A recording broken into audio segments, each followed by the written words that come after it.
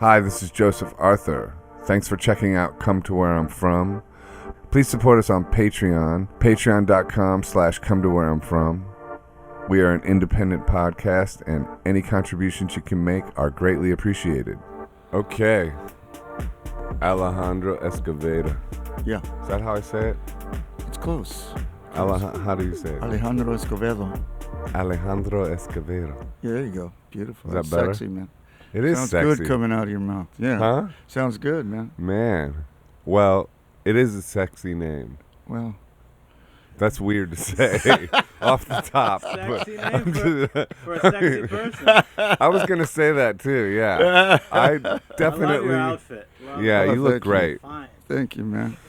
And last night you were great. You were great, too. You brought man. the rock and roll spirit. Wow. Where were you guys playing last night? Webster Hall. Webster Hall, we opened the night. It was Turn kind of like a his big mic up. party. Yeah. You know, we had, there was Matthew Ryan, Yeah. who took the photograph. Did you know he took the photograph to Jesse's album? Did he? Yeah. Oh, I didn't the know cover that. photo. It's beautiful, man. It is beautiful. And he's great. He's really a cool dude. He's sweet. Man. Shout out to Matthew Ryan. Yeah, Matthew Ryan. And then What a good soul that guy is. the always unpredictable and fun Tommy Stinson was there, you know? Yeah. And he put on a good show, too. He was did. great, man. Yeah. And then Joseph killed. He did the loops and, you know, I brought old school looping. pyrotechnics, everything. Exactly. LeMay, Silver LeMay. I played some Eddie Money from my from my cell phone.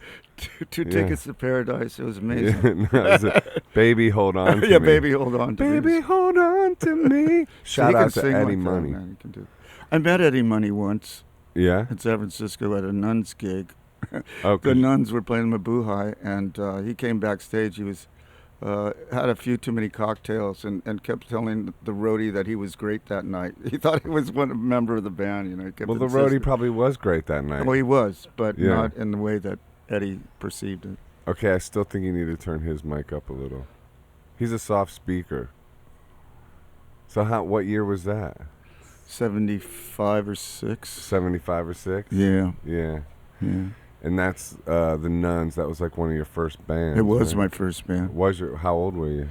I was 95 at the time. You were 95? Yeah. Now you No, and now you're 32? Yes, it's a 60s thing. No, but I was 24. 24? Yeah, yeah.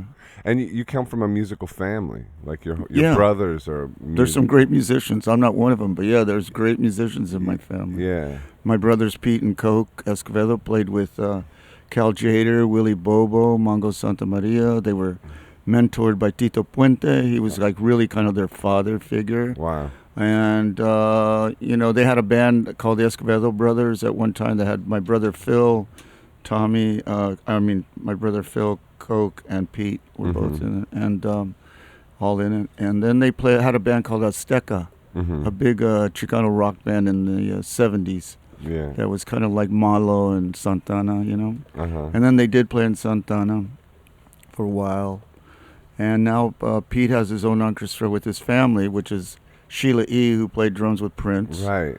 And then Peter Michael, who was a musical director for people like Stevie Nicks and stuff. And then my nephew Juan, who's a great percussionist. They all play with my brother. Yeah. But, you know, my brother Javier had the Zeros, great punk rock band out of California. The Dragons was Mario's band. They were the best band of the whole lot, in my opinion. Really? Why? They were like the Hanoi Rocks and Ramones kind of band of the family, but really, really good. I mean, young kids, and they just rocked hard, you know, constant, you know. Were they older brothers? No, they're younger. He's the youngest. Oh, so He's you're the younger. older one. I'm in the middle third. Oh, okay. I mean, not the middle third. That can't happen mathematically, can it? It can for me right now. At this hour of the morning, I guess it is Bro, a I concept we accept can it. all embrace. I fully accept you're in the middle third. I don't know what that means, but I'm going with it. With a range like that, who's influenced by who, do you think? They're all influenced by me, I By think. you. Exactly. Even though I'm in the middle third. The middle third's That'd be the a most good band powerful. name, though. Yeah, the middle third. Sounds like jazz. Yeah, it would be Yeah. avant-garde This jazz is an band. E middle third. That's funny. Yeah. So large family, a lot of 13 kids. Wow. Yeah, man. 13 kids, 2 different women involved. My dad was married before he married my mom, you know. So we had 7 with... Scoundrel. Yeah, he was... Hey, do you want to put He was on a player. Oh, no, you can't put on headphones. You got that hat. Oh, he looks good. Do I need headphones? No, you don't need You them. sound great. I can hear you guys. Yeah, you sound great. You sound great. It's fine. So that's a big family. It's a big family, yeah. Are you still like close with them, or is You know, several have passed away. I'm sorry. Yeah, and you know, everyone's a musician, so like everyone's always traveling, you know. And they live out in the East Bay, you know, in L.A. and places in California, and I'm in Texas, so. Yeah. And it's like every time Sheila would come to Dallas and Pete would come to Dallas, we'd be on tour, so we're always missing each other, you know. Right. Yeah. Did you ever like go see her on the road or anything? Like, did you meet Prince? I have, yeah. I started with Prince, Yeah. That was great, man. Yeah. Because it was during, what was that record that she was on? The one with the cross, you know? Was it called The Cross? The song was... Oh. I don't know that record. Oh, it's killer, man. I can't remember the title. I don't know all the titles of the records. Me neither. But he was an interesting guy, you know. He was a family friend, for one thing, before he was Prince as we know him. Yeah. And he'd go and listen to my brother's jam in the living room, you know, because all these great Latin players would come over and jam all night long, you know. And so he was just this kid, and then he became Prince, you know. Was that wild to witness? Yeah, you know, because very unassuming kind of guy, quiet, you know, timid kind of guy, and then suddenly there he was, and he blossomed like nobody else had. Right, there he was. He was amazing, in man. bikini underwear on his album cover. Yeah. Just like making it happen. Yeah, it's funny, man. But he was great. You know? Yeah, he was great. I loved him. I thought he was a great performer. You know. Yeah, he's one of the best. We don't have too many like that anymore. In my opinion, I don't see them. Yeah, it's just pretty much me and you, I think. I think that's it. We're carrying the flag. We're the only ones, man. You're a better dancer, though. It pisses me off. I don't know. Yeah, I know, man. You got moves. You got some moves. You think so? Yeah. Oh, man. I don't know. Was there dancing last night at the show? I did a crow pose. Remember when Jesse told us Oh, to yeah, go he did down? the crow pose. That was pretty impressive. I did a crow pose. I look over. I mean, I had a hard time sitting down, and then you went into crow pose. I went into the crow pose. Yeah. It was hard to... It's a yoga move. But it was a full moon, and the energy is bizarre. It was appropriate for the full moon. Yeah.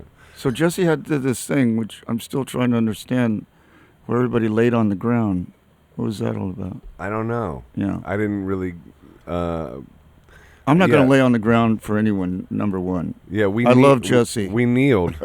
We kneeled. I went to kneel position, Yeah. My protest. How long have you known Jesse? Oh, I knew Degeneration, you know. From back in the From old back days in the New day York? when the Nuns were here in '78, we moved here, and all those kids were hanging around, you know. So I'd run into him. But then I really got to know Jesse. I met him one night in Amsterdam, and he was playing at the Paradiso. We were both playing there. And that's when I first really kind of started hanging out with him. His first record, I think, was just come out. Yeah. The Fine Art of Self-Destruction. Yeah. I really love Jesse. He's a great guy. He really is. And last night he was on, man. He was on. It was like all the things that Jesse is came into focus last night. You know, it was wonderful. It's true. He's a friend to the artist. He really is. He's great. He's helped me out in the past. Oh, he's helped me out immensely. Yeah, definitely. You know, Nancy and I were talking about this morning, how, you know, I like the way he set his career up. You know what I mean? Like he made these great records and toured constantly, played a lot, didn't really go for the big bang, in my opinion. This is my opinion. And then waited until the right time. He's got the right record. I think he's got a good manager now. And the band sounded amazing. You know? So I just like the way he set it up. It was real smart, in my opinion, you know. And I think he's ready for it now. Because it's always a weird thing. You know, both of us know, I believe, that sometimes it hits you at the wrong time. You know, I mean, you get those opportunities, and maybe you're not ready for them, you know. Right. I know that in my life, I was never I didn't have that much ambition, so like, I was kind of a fuck up all my life, Oh yeah. And so like, it wasn't about trying to be a star ever or be famous ever. Yeah. I just liked being in bands. I liked, wearing the leather pants and having a Les Paul Jr. and a Marshall stack, and that was all so cool to me, And so my life continued with that as it progressed, and it wasn't until I made solo albums that I got serious about songwriting, That was in Texas, and if it wasn't for Austin, I probably wouldn't have written songs, I don't think. Why? I just wasn't, I'm writing a memoir, right? And it's really not so much about like a bio about the bands I was in and blah, blah, blah, but about the inner kind of workings of a person. Arthur, are you down there? Yeah. Oh my Have an god. Alejandro down there? Yes, Yeah. yeah, we're here. I brought you a present. Oh my god. Thank you. Thank you. We like presents. Wow. Wonderful. Oh, wow. This is Look a at first that. on the podcast. Wow. Look at that. Well, this is a first on this podcast. Well, let's hail to We've that. never smoked should be weed on more the of this. podcast before. Don't judge us. No, please. Whatever you do. Whatever you do. So where were we with On my your story? memoir. Oh, Yeah. the memoir. Yeah, So the please. memoir is really about the inner workings of a person. We moved from San Antonio Mm-hmm. to California, Yeah. but my father had told us we're going on vacation. We never went back to Texas. We left everything behind. I mean, How like, many people was it all together when he said that? well, not all 13 kids, That could but be there a was good a lot of title us, for the memoir. And it was my mom, my grandma, and Thank you. my dad. Was he running away from something? Yes, because my mother was trying to run away from my dad, and my dad got wind of it and came and said, "No one's driving my wife, and family to California except me." So he just told us we're going on vacation. So we just said, there were so many kids, you just pack lightly. We had this it was 1957. So we had this old car, and we were very kind of Chicano hillbillies, and we went to California. How and it old was were you? beautiful. I was 7, I think, 6 Wow. or 7. So you didn't really understand what was going on. I didn't understand. And so like, and also remember that I'm the oldest of my mother's children, right? Oh, okay. So, this is a whole new thing. And my dad was a wild man, and he was messing around. He's gone for a couple weeks all the time. And so, like, she was trying to get away from him. We get to California. We're visiting relatives. One day, my dad shook hands with a man, and we suddenly owned a home in California. Wow. And the stories, though, that evolved from that, like, why did we leave the horse behind? Why did we leave? You have to remember, like, in San Antonio, it's like 75% Mexican, right? Mm-hmm. So it's like Mexico. Right. You grow up speaking Spanish. You grow up eating Mexican food every day. That was my food. Mm-hmm. My family was all around, uncles, aunts, cousins, they were all my family, right? Yeah. Suddenly you're separated from that. You're put in California, where your parents are taking you to supposedly get a break, right? Have a better kind of opportunity Yeah. in America. Yeah. And suddenly you're faced, like I tell people, no one ever called me a beaner. No one ever called me a wetback. No one ever questioned my citizenship until we moved to California, Wow. So you deal with all that kind of shit, and then suddenly you're forced to assimilate into a culture that you have to, right? Mm-hmm. For various reasons. I mean, I think our parents were trying to get us to speak English because the opportunities were in English, And then rock and roll music was all in English, so that's how I learned to really kind of adopt. That was my language, Yeah. all the records, right? And then suddenly you're faced, I love surfing, right? Mm-hmm. So I grew up wanting to be a surfer, but to be a Mexican surfer was crazy, right? Right. Because in those days, the surfers hated the Mexicans, Is that right? and they would battle, like hardcore battles. Wow. Right? So I was in this middle ground where I didn't want to be, I didn't want to join a gang, Yeah. and I didn't want to be this kind of redneck, kind of Republican white surfer guy, jocks, Right. So I was somewhere in the middle and loving rock and roll music, so kind of trying to look cool and everything. And they would think that I was Hawaiian. The white surfers thought I was Hawaiian. So I would be Hawaiian instead of getting my ass kicked sometimes, you know. But, you know, you lose a lot, you know, of yourself in a way because you have to kind of reinvent yourself. Well, you're like creating yourself too. You're creating yourself, right? Like all the time we're creating ourselves. Yeah. Yeah. But, you know, when you're stripped of your identity in a way, culturally, it's kind of weird. It's a strange place to be. It's like a clean slate all of a sudden, but you know, too early in your life. You know, you've read the book Stranger in My Own Land. You know, it's that kind of vibe, though. You know, it's like, where do I belong? You know, I'm not David Bowie. I'm obviously not this Anglo-English guy. Yet I love David Bowie and T-Rex and Keith Richards, and I want to look like Keith Richards. But, you know, to be wearing a green velvet suit on Pacific Coast Highway in 1964 or 5 or 7 was not a popular thing for a Mexican kid to be doing. Did you do it anyway? Yeah. And then you end up making a record with Tony Visconti. Yeah. Or a couple of them. Yeah, 3. 3? Yeah. Who was like, that was a dream come true. Yeah, man. I mean, Electric Warrior is one of my favorite albums. So beautiful. Ever. And the use of strings, the way that they use strings. The drum sounds electronic. On that. I mean, the guitars, the tone of the guitar. Yeah. That's a perfect record. It's awesome, man. You know.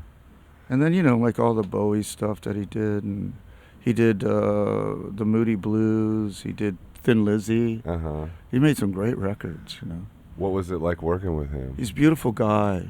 He's very, very, very nurturing kind of guy. You know, like producers, you know, he wasn't like an Otto Preminger kind of approach. You know, it wasn't heavy-handed. Okay. Some producers really kind of try to almost intimidate the performance out of you in some way. Do you know what I mean? Yeah. Kind of beat it out of you. Become parental. Exactly. Yeah. And with Tony, it was more nurturing. It was really like, you can do this. More feminine. We're going to make and it was very Buddhist. You know, he's a Buddhist. And so it was very compassionate, and it was very interesting. He carries around a recorder, like you get in elementary school. Right. And while the songs, you know, while you're tracking the song, he's playing like little melodies, counter melodies. Because he does string arrangements. And then he writes all the string arrangements right there on the spot. With a recorder. Yeah. That's fascinating. It was awesome, man. And he writes beautifully. I mean, I wish I had those sheets of music still. You know? Oh, just like the actual. Yeah. Like, they're like works. You know, you frame them. They're beautiful. You know. Wow. But anyway, working with Tony was important. But I've been lucky like that. I worked with John Cale. Wow. That was amazing. And what he record also. was that? That was an album called The Boxing Mirror. Uh-huh. And it was the first album I made after I was really sick. You know. Oh, right. So that was 2005. I thought, Hep C. You collapsed on stage? I'm sorry? You collapsed on stage? Yeah, I collapsed on stage. Yeah. But he has a reputation, and when I used to live here in New York, we got here in '78, right? Mm-hmm. I was playing with Judy Nylon. Do you know who Judy is? No, but great name. Judy Nylon and Pat Paladin had a band called Snatch. Oh. And they had a great 45 called IRT. I knew a band called Snatch. And then they had on Eno's Seven Deadly Fins single, they had the B-side, which was called RAF. It was about the German terrorist, anarchist group, you know, at that time. And so I hooked up with Judy, and she was really hooked into the whole kind of art, the kitchen and Soho scene, you know, and stuff. And right away she grabbed me and said, "You're going to be my guitar player." And there was great guitar players. There was like Pat Place, who was in the Bush Tetras. You know, she was a phenomenal guitar player. And just a great band. And I got to play at the Kitchen. I got to play at the Mud Club and Hurrahs and all these great clubs. And the first night we played together, played at Max's Kansas City, had one rehearsal in her hotel room the night before. And then in the first table, a little table like this, was Brian Eno, John Cale, and Chris Spedding were right at the table. And Cale came back and was very complimentary. What year was that? That would have to be 78, 79. Wow.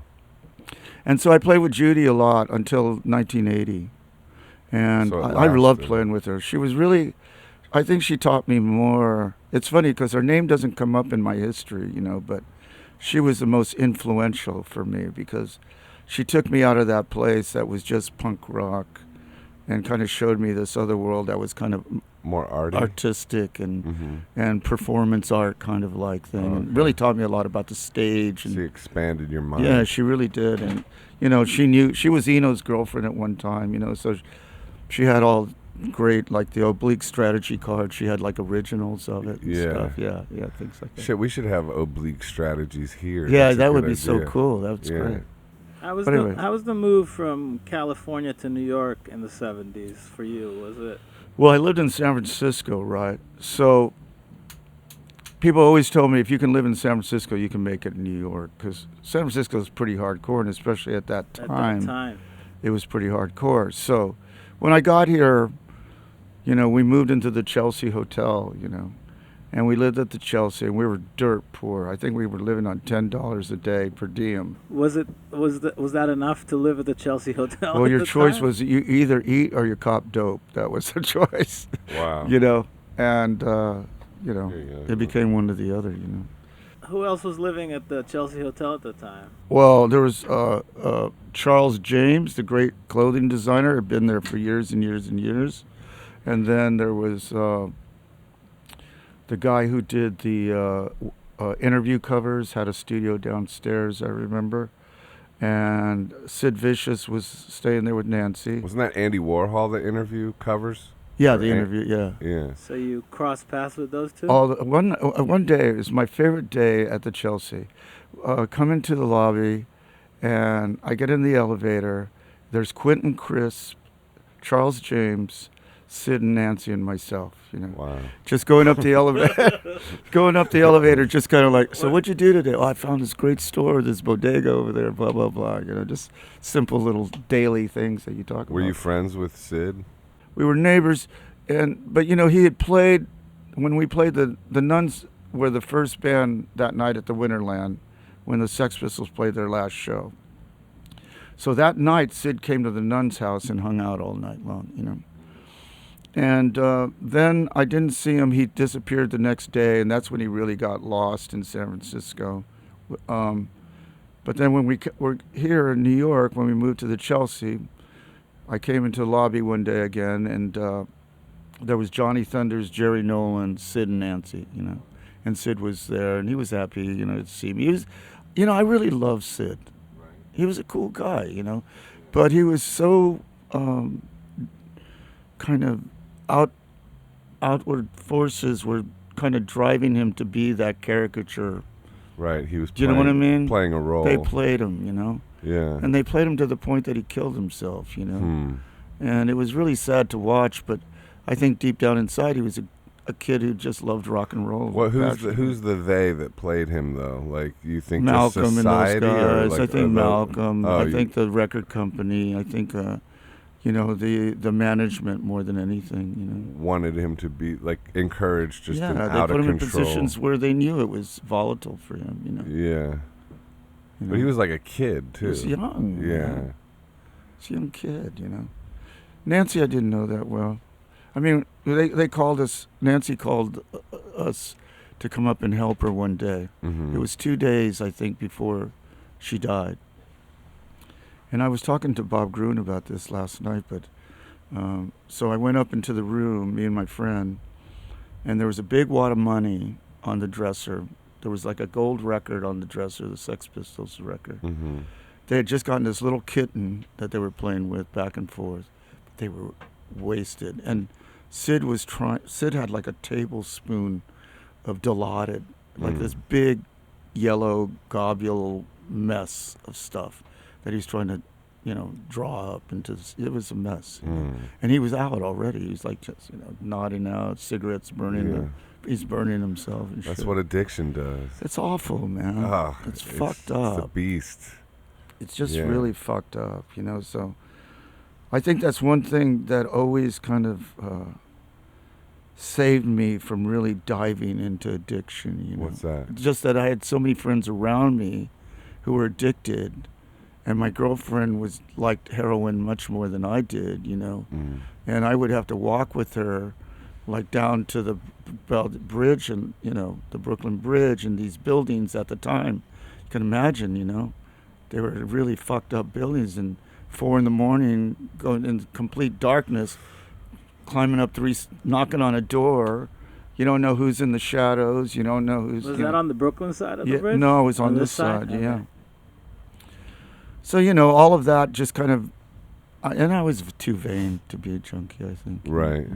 It fucks your look up. It fucks your look up. You know? Yeah. And it's just, you know, it kind of leaves scars, in my opinion. I think it's always going to be there. That you know, I kind of dabbled in that stuff. I don't know why, but I feel that. You know, just like it hits your soul. I think it hits your soul. Marks your soul. That was one thing a friend would always tell me, is that it Yeah. fucks up your soul, man. Yeah. You know. And it's hard to fully recover it, or is it a mark that's not necessarily a bad thing, but just built of experience? I don't know if it's a bad thing, because I've learned to kind of like, you know, in a way, I value every experience. You know, like everything that I've been through. People look at my life and say, "Oh, there's a lot of bad luck," or whatever. You know. Why is that? Because you know I got sick, or you know, Germans interviews are the worst. Right. And the first question is, why aren't you more successful? You know. Oh, well, yeah. I mean, dude, every other fan will come up and say, I thought you'd be so huge by now. You know, it's like, fuck you, man. Yeah. Fuck you. I'm glad I didn't ask that. Yeah. Yeah, because, like, look at our lives. I mean, look at our lives. I mean, you've got a beautiful life. You travel all over the world. You make great music. You fucking have, you know, you've been signed to great labels and producers, and you've rubbed shoulders with giants, and you're still making great work. Yeah. Is that unsuccessful life? No, I wouldn't say that. No, I don't think so. I certainly don't think so. No. And if I was someone looking up, you know, if I was a kid, I'd look at our lives and go, wow, that's pretty amazing, man. These guys are, you know, they've been doing it a long time. You know, Well, they sustained it. I think if you've found a passion in life, that right there is a form of success. Absolutely. So, and if then that passion can also earn you a living, even if it's somewhat modest, that's tremendously successful. And then if you add in, like, we've been very fortunate and very, you know, in different, obviously different lives, but like in similar ways. Yeah. You know. Very much so. It's and like, so, just in the influence of the people we get to like make music with is incredible. think about that. I mean, you know, like, you know, Peter Buck, Buck, and all those people. Right. And, you know, I've gotten to work with Chuck Prophet and all these great guys. And, you know, so like, fuck it, man. You know, I mean, anyone who ever asks me that, right away I just say, fuck you. You know? Oh, really? You go full on? Yeah, it's just like, fuck off, you know? You take, like, I always think of it as like, oh, they're trying to be nice, but usually it's probably warrants more of well, a maybe it's fuck just because it's off. from Germans that it doesn't sound so nice. I don't know. Yeah. But it's always just it's the first fucking question. It's like, you know, why aren't you more successful? I said, look at my life. I travel all over the world. I get paid for what I do. I get to make records with some of the greatest producers ever. Yeah. And my musicians that I play with, I love very much. Yeah. I live in I feel like my family, my community of people, including yourselves, and, you know, is vast, you know, it's wide, you know, it's like, it's a big family of people. And I know that, like, if I'm in New York and I need something, I can call you, I can call Jesse, I can call Derek, I can call Linda Pittman, I can call whoever. And, you know, in some way, I'll figure it out, you know. Yeah. And the same holds true in Texas and California and London and, you know, wherever. Yeah. Italy now. I really embraced Italy. I love Italy, man. Best. Oh, I love it. Just love it. I love the people. Love the food. I love the musicians. You know, it's just the best. It's so cool. I like how, like, unorganized it is. It's so crazy. It's so fucking crazy, dude. Like, that's the one place you play where it's like, you're on the way to the gig and the promoter will be like, oh yeah, we changed the venue tonight. We like, you know, like a whole different venue or some shit like that. I like how they always, you know, Americans go over, my bandmates will go over, if they haven't been there before, they're always going, we got to eat. You know, Americans always got to eat, right? Mm-hmm. And they go, oh no, don't worry. we have dinner for 20 at midnight or Right. whatever, you know. Yeah. Dinner for 20, and it's always you got. And it's at midnight too. It's always it's so crazy. It's just like, oh yeah, after the gig, and then, you know, and then the chef comes over and wants to meet you. I love it. You know, all I that love kind it. of stuff. I love it. Yeah. I did this gig in Italy. My first, one of my first tours. I did a tour with. It was called the Hobo Fest. It was in Sesto Calende, which is outside of Milano, and it was Townes Van Zandt, Wow. Rick Danko, Eric Anderson, Jonas Feld, Joe Ely, Glenn Fukunaga, and myself, right? So we did this concert, you know. And then we all went with Carlo Carlini, who was this crazy anarchist promoter that was promoting all the shows there. Great guy, great guy. And he drove us in his van, and it was all of us. We traveled the countryside in these little towns, you know. You took that whole show on the road. Yeah, I took that whole show on the road. So you were on the road with Townes Van Yeah, Zandt. yeah, Townes and everybody. Yeah. And then we went back after like 2 weeks, and back to Sesto, and they had a big dinner for us, man. Huge dinner. And like just hours of eating and drinking wine and stuff. And then they brought a guitar out. And it was funny because it was set up like the Last Supper. There was a table here. Who was Jesus? Well, Townes Van Zandt, yeah. Townes Van Zandt was Yeah. Jesus. And then There's it was lots of good titles in this podcast. Townes Van Zandt was genius. We should write a poem. And then, you know, the commoners, the minions were down here, you know. And were you doing your own songs then, or Yeah, were you playing yeah. guitar with I them? just started doing my own stuff. Okay, so this was like your first kind of solo solo acoustic, thing. or Yeah. And so it's like Eric Anderson, Joe Ely, Townes, Jonas, or Danko, and then Jonas, you know. I love Rick Danko. I love Rick, man. He's so great. I mean, I never met him like you did, but I just love his spirit. What a beautiful and his, cat, man. I just loved him he so much. exudes beauty, and his voice is so beautiful, right? Oh, I love him. So they're up there. Then they after all this food, they bring a guitar out, right? And it starts with like a fucking great song here. Joe Ely plays a killer song. Townes just kills Crushes everybody. Yeah. Danko, and then, you know, and then the guitar starts to come to me because I was kind of close to that part of the table. And I go, fuck. No. Please, no. And they hand me the guitar. I go, okay, sing a song, you know. So it took everything I had in my soul, my guts to like just play this. Crazy, dude. And I played this song, you know. And as I'm playing, my eyes are closed, you know, because I was just so terrified. And then I hear Danko lean over to Townes and goes, "That's a great fucking song, man." Nice. And I thought, fuck, I could die right now. Dude, man. that's This a is Rocky moment right there. That's so like, hip, man. Yeah, that is hip. And then we all went to my hotel room and gambled all night. Joe won all the money. Joe Ely is a professional. What'd you gamble with? Cards? Well, we were just throwing coins, you know, against the like- door, tossing quarters, you know. Oh, okay, how does that work? Heads or tails? And you're No. betting? You toss it against the door sill. Oh, okay. You know, and so like whoever gets the closest, you can knock another guy's out. You know? I see. It's like bocce ball or something Yeah. with coins. But we had a whole pile of money, a big pile. And Danko's like, you know, making calls to Woodstock and stuff. And it's like, we just had a great old night. And in the morning, they came to get everybody. And Joe Ely, all he has is a white T-shirt with wine stains. This old drum of like Parmesan cheese had been carried around for the whole tour, and a paper home. bag with a wine bottle in it, you know. And then, so I say goodbye, and I go back into my room, and Townes is in his room. And Townes went to military school, so every morning when he got up, he'd make the bed perfectly. Well, Perfectly. that's interesting. You can just throw a coin on it, it's perfect. Really? He's dressed in his buckskin, he looks beautiful, his hair is brushed. He looked beautiful. He's got one hand, he's got a bottle of vodka that's almost gone, and the other hand, he's got a toothbrush. I peek my head in, and I go, and he was just kind of like sitting like right here, but the wall was like right here, just kind of facing the wall. And I said, "Townes, what's going on?" He goes, "I'm just trying to keep it together, brother." Wow, bro.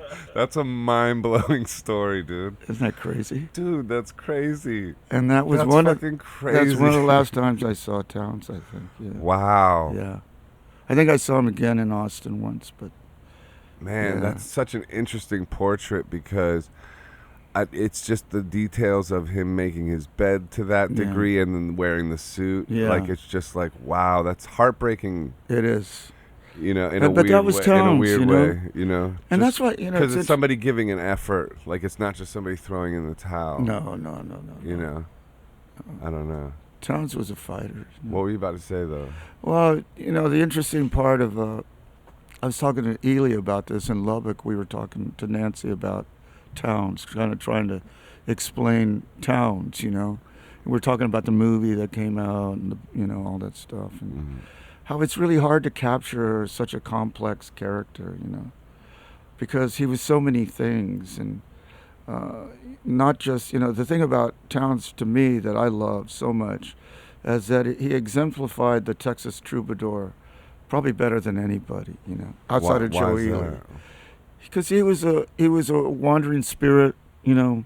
He was a poet. Everything that came out of his mouth was like poetry in this Texas way, kind of bent and crazy and fucked up. Wow. And his humor was, he had the worst jokes I've ever heard in my life. But you laughed.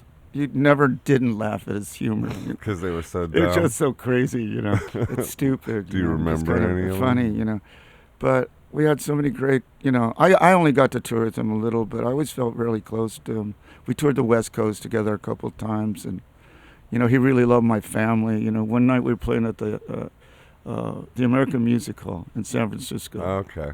I've played there. And it was Father's Day, and Townes had come into sound check, and he was already had some drinks, And so he sits next to me, and he starts talking about his daughter, Katie Bell, and it's in Nashville.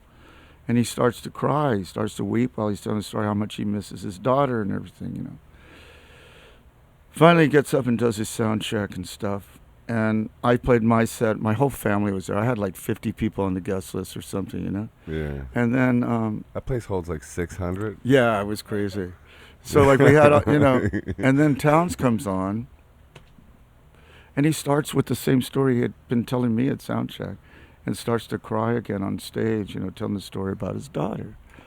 And then from the back, his son, JT, do you know JT? No. Yeah. He's a great guy. Yells out, Maybe. "Play the song, you drunk." And Townes just laughs, kind of snaps out of it and starts playing songs, So afterwards, these three, it was Harold, who was Townes' lifelong partner and road manager. Townes and JT are in the dressing room. Those dressing rooms are big, Do you remember those? Yeah, is it down in the Downstairs, basement? yeah. Like huge rooms. They're big. They're Yeah. big rooms. Like it's like it almost feels like a school downstairs. Exactly, or some like shit. a school gym or Yeah, something like down that's there. an empty school. Yeah. and so like those three are in this huge room by themselves, while my family has like Tito on the jam box, and we're like dancing, and they brought tamales and all this food and stuff, and we're all partying. And suddenly you hear a knock on the door, and it's Townes, Uh-huh. And they come in right away. My family is like, "Come on in, brother," blah, blah, Yeah. come in, start dancing. And he goes, "Man, I want to be in this fucking I family. want to be in that family. I want to dude. be Just in this hearing family." The story. He was so funny, man. He was great like that. But yeah, I remember him with so much affection because he was such an inspiration as a songwriter, Right. Like, as a writer, yeah. In what way did he inspire you? Well, because he taught me so much, because I got to Austin in 1980. All those guys were still playing in like barbecues and backyards and beer gardens, and and Townes was always one of those people who had extremely like enlightening nights where he would like lift you into a place that no one else could, And he was like a shaman in that way, that he kind of like really showed you how deep grief can actually go, right? The blues. In his music, or in his songs, or in in his, his like, what he would delivery, say in to his you? whole Yeah. being, Yeah. And yet on the outside he was this like kind of happy-go-lucky cat, but when he sat down with the guitar, it was a different story, Yeah. So he taught me about the beauty of just playing songs, Mm. Do you know what I mean? Just for the sake of, as I'm sorry that I said that, because that's one of his records, but What? for the sake of the song. Oh, you it know? is. Yeah. That Yeah. song is like It's amazing. amazing. That's amazing. Next level. So yeah, like, like I think anybody who's that fucking good at what they do, like that kind of joy of just doing that thing that you're that good at, kind of inspires that feeling. it really does. Because because in your own soul, you're kind of like going like, I want to be that good at something like that, you know, or like. It does me like it. That's a kind of a good kind of competitive spirit that kicks in. Like not like it's like the competitive spirit that pushes you to like actually work. I guess that's inspiration. It's inspiration, yeah. Yeah, And you know, it's a form of. I've never really thought of it as a form of competitive. Like it's almost like the good side of competitive. I can see that. Maybe the weed kicked in. Maybe it's the middle third. I think the middle third. Let me hit that thing again.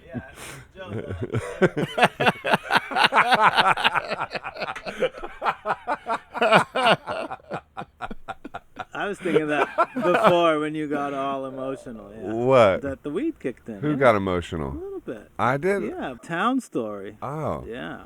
Well, it's just fascinating. It is. Your, what's your book? I mean, your book is going to be the greatest book of all time if you just have somebody record you talking and then transcribe it. Yeah. Like, do you write or are you? I write a little bit. You write or are you? I don't write as much as I used to be quite honest. Yeah, I want to write more. Yeah, I want to write more too, but It's the biggest effort to write. you know, I used to have the opportunity to totally be alone. I think for me, songwriting, I have to be solitary, where I feel like there's no one within like a 5-mile radius, it feels like, you know?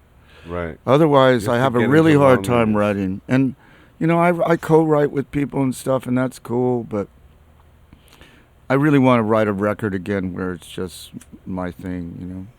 Tell my story again, you know?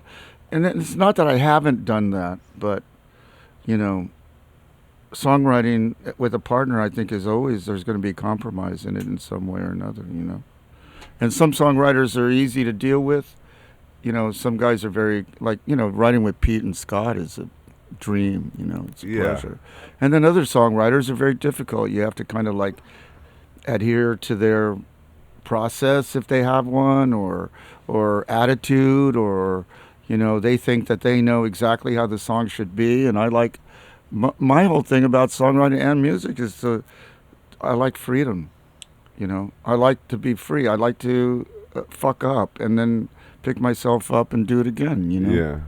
I mean, there's beauty in mistakes in music, you know. When you play live, you know, I don't like to play the song the same way twice, really, you know. Right. I try to change it in some way, you know. Yeah. I don't like to, you know. Sterling Morrison told me that, you know, the Velvets he goes, we never played anything the same way twice. You know? Really? Yeah. Every time we went out there, we had no idea what the tempo would be, or you know, it might be a different key, you know, whatever, you know. Yeah. But they were, you know, that's like being an explorer, right? You know, it's like, I like the mystery. I don't want to know everything. You know, Right. I don't want to know everything. And I hate it when people know everything, because to me, it's like a conversation killer, you know. What? Do you know what I mean? Like if somebody hits you with all the facts and they blah, blah, blah. Instead of feeding the conversation in a kind of a way that allows both people to learn something. Right. That's what I love about music.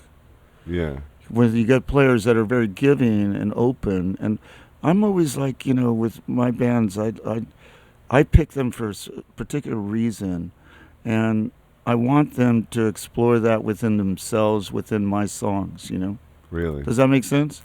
Yeah. I don't want to tell them what to do. I don't want to write them charts. I don't want to do any of that. You know? want to explore their like nature Yeah, within your song. Because you pick, you know, you play with the drummer because sometimes you want a harder hitting drummer, and maybe sometimes you want a guy who can really kind of like, you know, have more jazzy kind of thing, flavor to it, or maybe you want even a Latin thing, someone who can do that too. But, you know, I want him to do that within the context of my songs, and I want him to explore, and I want him to try, and I want him to take me places that I wouldn't have thought of. You know, that's what I want to learn in music. Right. I don't know. Does that make sense? Totally. Yeah. I love it. Yeah, I agree. It's like You're like that when you play, man. yeah. When I'm at my best, I'm like That's that. what I love is when I watch you, and you're free, Yeah. and you're just doing what whether you go into a solo on the guitar or Mhm. your voice. You do a lot of things with your voice. That's exciting to me. I Yeah. don't want to see super polished, shit. I like improvisation. Yeah, and the entertainment is all in the vulnerability of Exactly, the thing. it's Like watching real, somebody up there like kind of deal with their limitations and expansion at the same time. That's what's That's interesting. beautiful, man. You know, So I love that kind of rather thing. than just like, reading a script. Yeah, no, I'm not into that. No. So this book that I'm trying to write right now Yeah.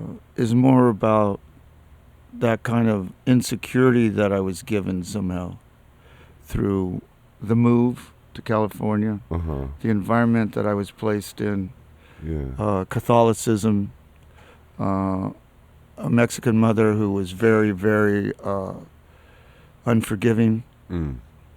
and a father who was a wild boy, Mm. and brothers who, my role models were these musicians, jazz guys who dressed in suit and tie everywhere they went. They were slick as, the slickest cats on the block. Mm-hmm.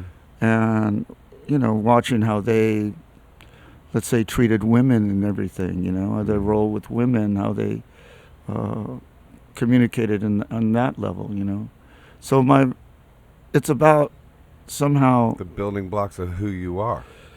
Yeah, and somehow trying to place... Music enters as a kind of like a redemption, because... Doesn't it, though? Because if I hadn't found it, or it found me, I probably would have been, I don't know, a drug dealer, or maybe not even alive or something. I wouldn't be alive. Yeah. There's no way. Yeah. There's like... Because I was on a crash course, Yeah, me too. And music's definitely saved my life multiple times. And and it wasn't like so much like a crash course where I was hell bent on killing myself or anything, but I think that there was a sadness inside that was overwhelming, Mm-hmm. and that pain I think was what would have taken me down more so than, and that leads to drugs and alcohol or whatever. Yeah, of course. Yeah. It's but you got out the other end of it. You survived it. Yeah, I did. And so it's a lot about survival, right? Yeah. We're talking about surviving drug addiction as we smoke weed. Well, but weed's different. This is medicine. Yeah, exactly. It's medicinal. No, I love marijuana, man. Yeah, I don't smoke it that much. You don't? Not anymore. I mean, I've gone through phases, but... I smoke every day. Yeah. Yeah. As often as possible.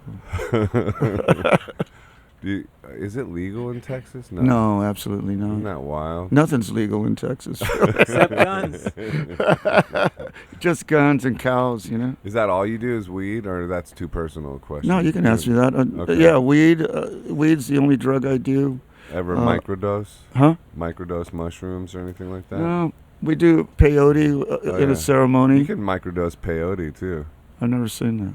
Well, yeah, like you can just have. But I think peyote should be done in a bit. ceremony, or else not done at all. It's effective as a thing to microdose. Oh, is it? Yeah, it's wonderful. Yeah. Yeah, And that's a medicine, It's medicinal, and I've done it in ceremony too. But as a microdose thing, like it actually works really well like that. It just elevates your. Yeah, it just it centers you, and you're sort of, that kind of moralistic center where you feel like.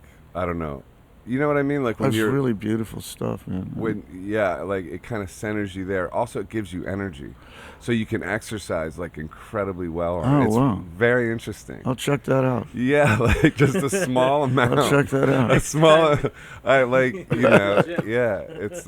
it's I got it, well, it's popular in Mexico. Yeah. Is that where you discovered it? Or when I was living in Wimberley, I had a ceremony for my daughter, and I had a tribe come from the Pima Reservation and the Salt River Reservation, Apaches. Yeah.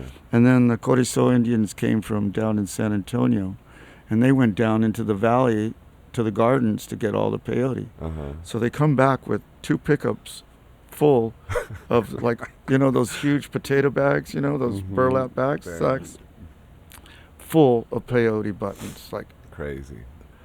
And so I invited like 25 people to come for this ceremony. Is that all? And right away the women start to they take some of them and some of the medicine they boil it for some to make a tea, and then they powder some into like a chocolate kind of thing. That's the good stuff to microdose. And the powder. That would be perfect. It's perfect. You just dip your finger in it. Yeah, there you go. Like that. I love it, bro. It's that easy, and it's after like, dinner mint. dude. Exactly. That's great. I gotta check that out. Dude, I was intimidated to do it, like because I felt like, this is like I got it from a shaman too, and it's like, like, should I be doing that? And I just made, and she said to me like, just it'll tell you how much to take, and it was just telling me to take a small amount. Yeah. And I would just enjoy my day still, and Yeah. wasn't tripping hardly at all. Like, How long does it last? Kind of good amount of time. It lasts a long time. Get you through. Yeah. I remember, So wait, but the thing that was cool though about the tribes Yeah. was that, and what you say is correct, that it's medicinal. So when you belong to the Native American Church, who celebrates peyote, right? You can't drink. There's no alcohol allowed at all. You can't have drunk I think you got to abstain from alcohol for like at least a week or 2 before you even do this. And if you become a member, you cannot drink alcohol at all. So it's actually helped a lot of the tribes because alcoholism's a problem on the res. Yeah, right? well, even Bill Wilson took acid. I mean, psychedelics to deal with addictive behavior. They're known like mushrooms. But have you ever sat in a peyote ceremony, like around a big like circle of people? That's what happened. With the fire in the middle. We built a fire. Shaman. Yeah. In Mexico. Not in Mexico, no. On my property. Yeah. Oh, okay. Oh, wow. Yeah. So they came and we did it on my property. I had like 5 acres out there, So we had this beautiful big pasture. We built a teepee, and everyone went in. It was unbelievable. The songs and it's a truth serum in a way, because the focus is so intense when you in the ceremony, and some people don't like it because you really see inside yourself, Yeah, it's scary. For some people it's just too much, Yeah. I had one friend go back to the hotel with his wife and confess everything, kind of laid it all on the line. Wow. Yeah.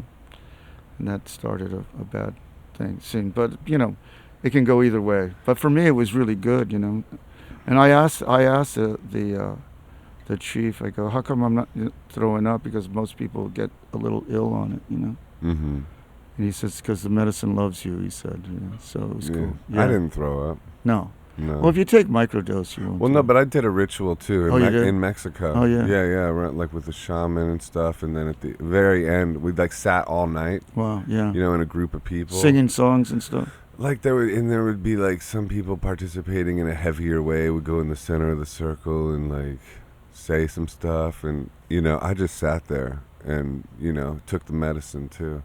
Awesome. And then at the end, like when dawn comes up, then the shaman did that thing where they like blow tobacco up your nose. Mm-hmm. You know that thing? Mm-hmm.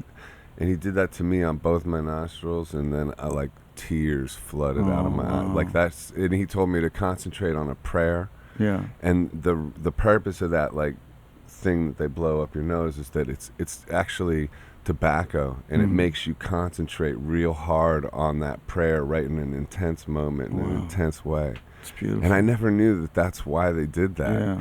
And so I did it the first time, and like people would do it and then like fall to their knees. I didn't buckle on the first one, but like tears just come out. But then, and I'm concentrating on the prayer, and then on the next one, that's when I like just hit the knees, and then emotionally I just like everything came out. It was like really pretty fucking magical. Yeah, that's beautiful, man. Yeah. Yeah. I'm glad you did that. That's great. Yeah. Yeah, I think it was very healing in Yeah. a way. And also, a spirit like that also guides your life you know, a long time after. Mm-hmm. It's stuff like that has a long, like, gestation Mm-hmm. period, Mm-hmm. you know, where the healing benefits Yeah. really come into bloom through the years, Yeah. I feel like. Yeah, man. I mean, I think it's important to take part in those, you know. Yeah, And definitely. so you're lucky that you did that. I've been very lucky in Yeah. that regard, too. Yeah. I feel like psychedelics have found me in a kind of interesting way. See, when I was a kid, I didn't like psychedelics. Yeah, they're the scary. LSD scared I took the that shit for out the of first me. time when I was 15. And it was crazy strong. LSD? Yeah. Yeah, no, it's too Yeah, strong. dude, but like, well, I don't there's- want to know that much about myself. Yeah, it was wild. I wonder about that. When was your first experience with it? It was the 60s, you know. Yeah. I was a kid. Did you know Hendrix? I didn't know him, but I Oh. saw him. Oh, Saw him play. I went up and shook his hand. you did? Yeah, I love Hendrix, man. Yeah. He was so beautiful. It was in It's Palm Springs none Pop more Festival. beautiful. You know who played at this gig this one day? The first day was Procol Harum with Robin Trower on guitar. Mm-hmm. Amazing. The Flying Burrito Brothers with Graham, the real Flying Burrito Brothers. Right. And then a band called Hard Luck Boy that was from San Diego, who were amazing, like combination of kind of like a punk rock Doors Stooges hybrid, you Uh-huh. know. Amazing, great singer. Hard Luck Boy. Hard Luck Boy, they were called, you know.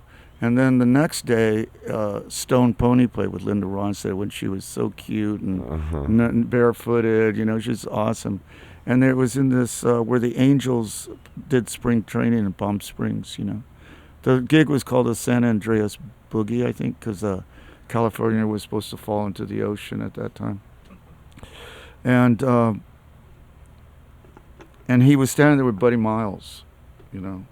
And of course, in those days, there was no security. People just kind of like, you could walk up to whoever, you know. I just went up and shook his hand. I said, I love you, you know. I was just this kid, you know. So he was just watching, not playing. I'm sorry? He was watching. He was just standing there with Buddy. I don't, you know, it was early in the day. It was like daytime, you know. And so, like, he had all these beautiful women around him, of course, you know, and it was really heady. But he was really sweet. He just said, yeah, I love you too, man. You know, and that was it. How old were you?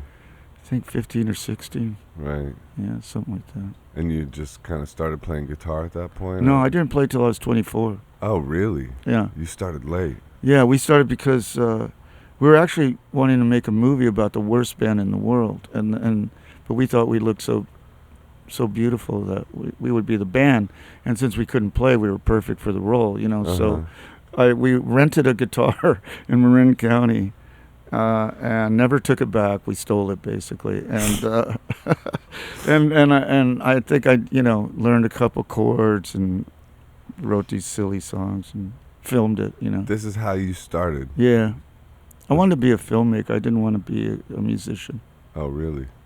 I love records, but I collected records since I was a kid, but I really wanted to be a filmmaker. Huh. Yeah. A cinematographer is what I really wanted to be. Yeah, who was inspiring you in that regard? Well, all the French New Wave, Godard, and, Buñuel especially, and Eisenstein's theories on film, and What are those? it's a 3-volume set called Film Sense. Can you recite it real quick? No, it's thick stuff, and it was a Yeah. long time ago, But I used to, just kind of consume every film, and I loved, all the great '70s directors, and I love John Huston very much, Uh-huh. the great director, and so I wanted to make movies. That was it. That's interesting. Yeah. Do you still want to make movies? And you know what's really weird is I've never had a video. That is weird. I've never made any sort of promotional video at all whatsoever. You never made a music video? No. That's wild. Yeah. Why? I think they're horrible for one thing. Yeah, Most but like of 'em. even coming up through all the MTV stuff, Yeah, where that I was hated the that, only yeah. game in town. I think you were Rank never, and File made a you video. were never tempted to make a music video. Not for myself, but Rank and File made a video, and it was the hokiest thing in the world. Right. We're like on horses and shit. Nobody could ride a horse. Yeah. It was pretty funny. Yeah, they are really bad. It's They're hard to horrible. make a good one. I've never. There's some good ones. No. What's your favorite? I don't know. We've made plenty good ones. How about the Joker Man one? Do you like that one? What's the Joker Man? You know the Dylan one, Joker Man. I don't know if I saw that one. Because he's not in it until the chorus, and then you just see his face, and he just kind of sings the chorus. But the Right. rest of it's all this imagery, you know, the Joker Yeah. Man, political stuff. Huh. That's a great record. Yeah.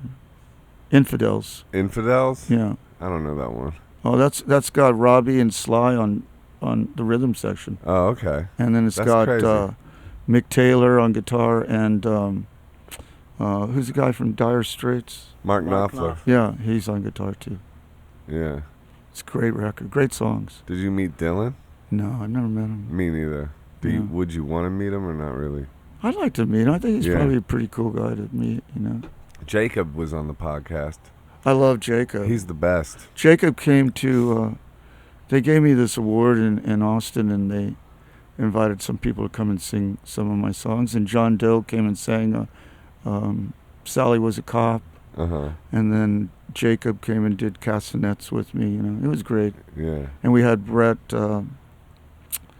what's Brett's last name, babe? From Spoon? Oh, Britt Daniels. Daniels. I'm yeah. sorry.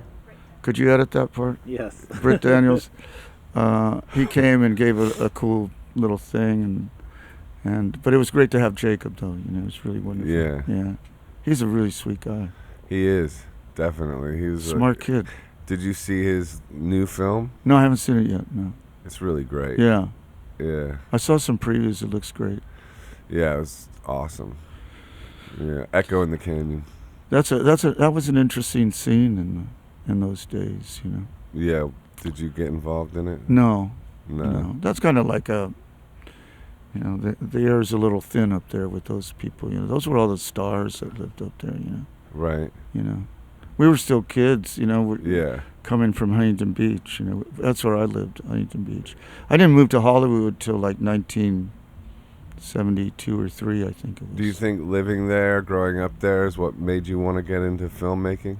Had a lot to do with it. Right. And my mother was an avid film devotee. You know? Uh-huh. Yeah.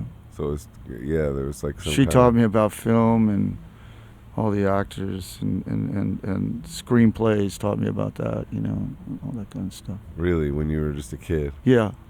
and she would just talk about it. Which You know, that's the one thing my mother gave us. The greatest gift she gave us is that she really encouraged us to read, like, very early, you know. And we'd have to read her books, not, you know, Dick and Jane, whatever. You know, we'd have to read, like, you know, Steinbeck. what and would she Hemingway. say? How would she encourage that? Oh, she'd make us. I mean, it was like She would just say, hardcore. you have yeah, to read. Yeah. Yeah. It was Nazi, you know. But she sounds like kind of an artist type or something. She had an right? artist's heart, you know, Yeah. but she was a frustrated housewife. you know. Mm-hmm.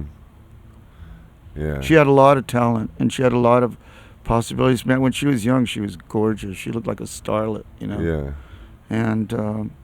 And then my father came and took her, and just kind of, you know, she never learned to drive. She had to cook for all these kids and took care of all these kids. And Yeah. my dad was not the greatest husband, you know. Yeah. When did they meet? How old were they? Was it My young? dad was much older than her. Oh, okay. Yeah. So she was a kid, kind of a kid. She was just still. she was this beauty. I mean, really a beauty. Do you want some of this? No, I'm No. good. Yeah. Did she ever, after all the kids were out of the house, would she come to your shows or You know, my mother came to one show in my whole life. really? Yeah. She came to one show. Which one was that? Continental Club. Did she Yeah. like it? No, that's No, in in, Austin. Austin. Oh, okay. But it was with the True Believer. It was when Javier was in the band. She loves, he was, well, I shouldn't say that. Never mind. But What? Javier, you know. You know my brother Javier? I don't know if I know. He was in the Zeros. Oh, okay. Javier's great, man. Yeah. He's got great records and great guitar player. Very rock and roll, you know. Oh, He's a okay. rocker. And he's the true rock star of the family. Really? Yeah. You're not the true rock No, star? No. Dude, you're a pretty rock star. He's a natural. He's a natural. I mean, he looked like, you know, with that Les Paul and his clothes and hair, he looked just like a cool Jimmy Page. You So know, it he was had just that vibe going you on. guys in the band? Yeah, we had a band together, Yeah. and my parents came out to see us play Oh, one time. they both came to the same gig? Or? Yeah. Oh, my mom really? and Dad, yeah. And what'd they think? They were amused, you know. Uh-huh. They were amused. Yeah. Yeah, you know, but they were happy for us, I think. You know, my dad understood music and musicians, so Did he come and see you more than your mom? I think he came a couple more times than my mom. Why did they come so few? Good question. Huh. I don't know. Yeah. You know, and, I left home when I was very young, How old? 15. Wow. And I was kind of forced out of the house by my mother, you know. Why's So- that? Oh, it was just too difficult to live with her. You know, guys clashed? very much Right. on everything. Huh. What time of day it was, Right. anything, you know.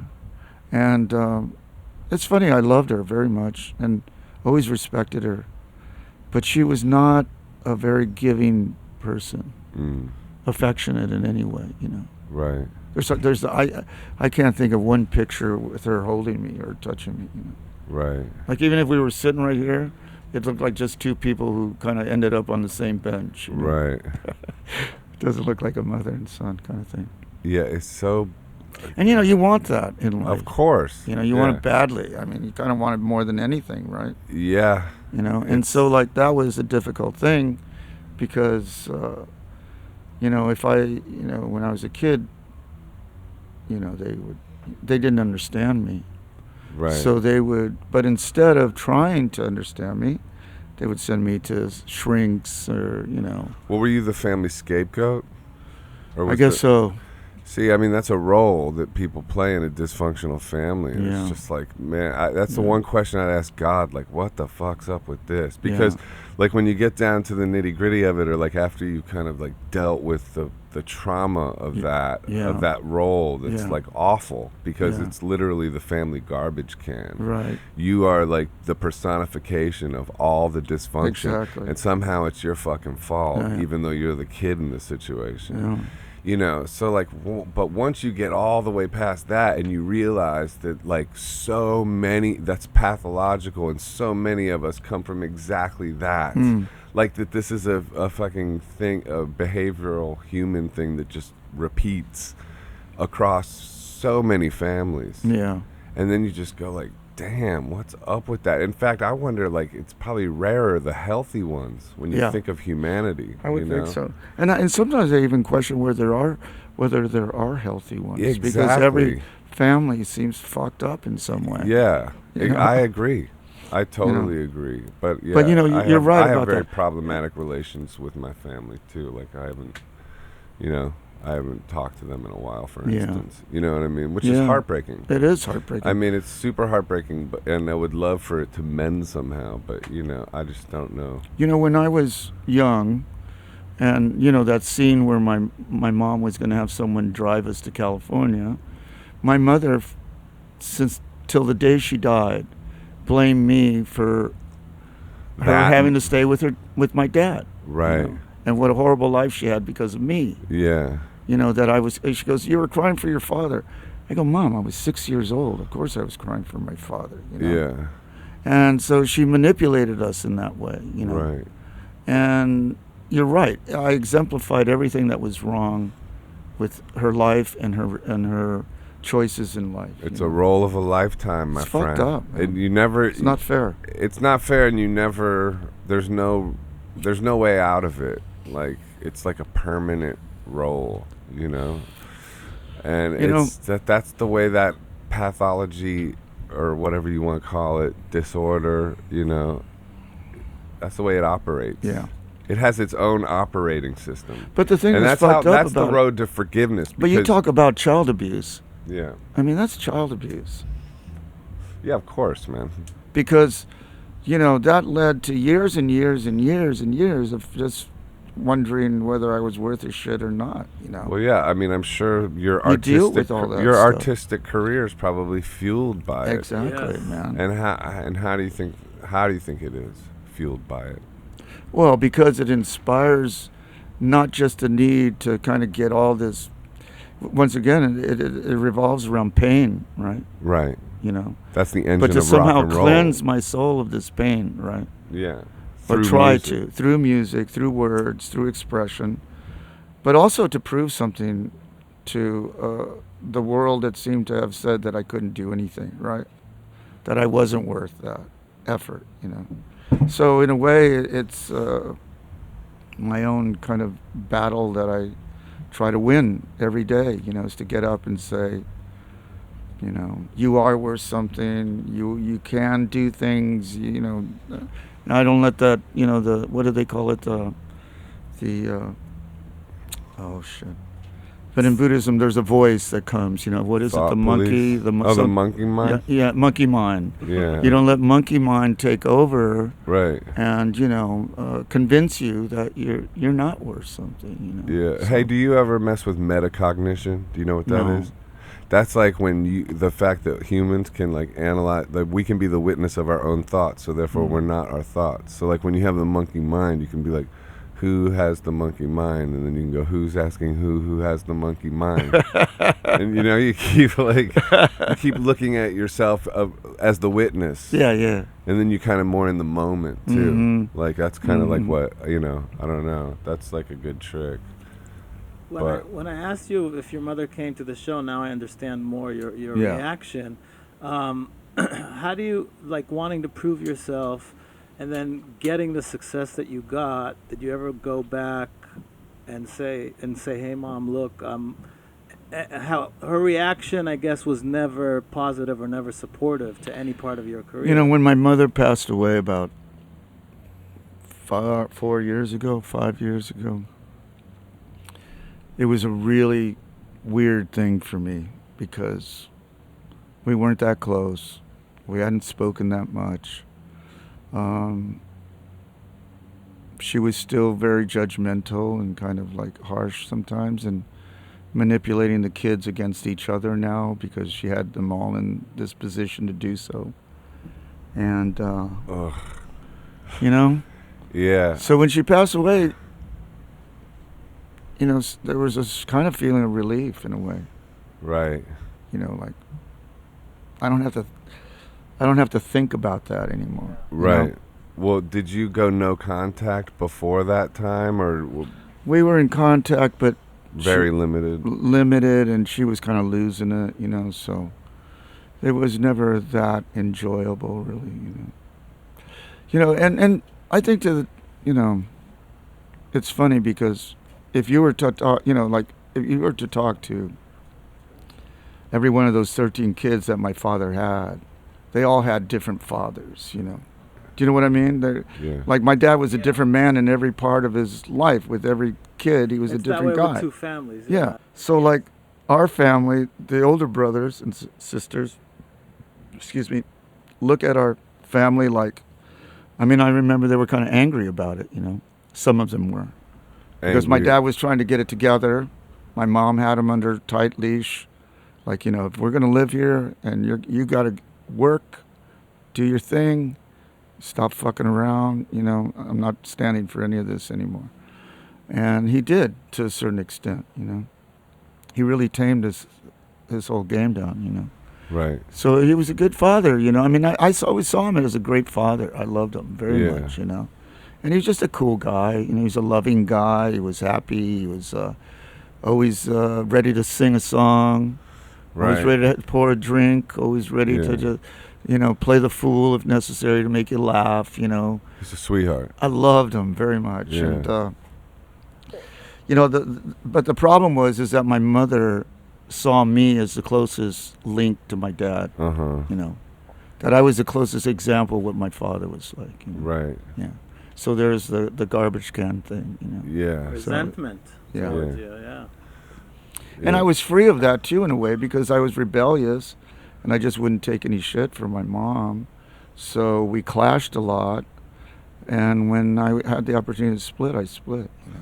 So you're a mix of like this, like sort of like, you know, your father and your mother, right? Like, what do you think you like?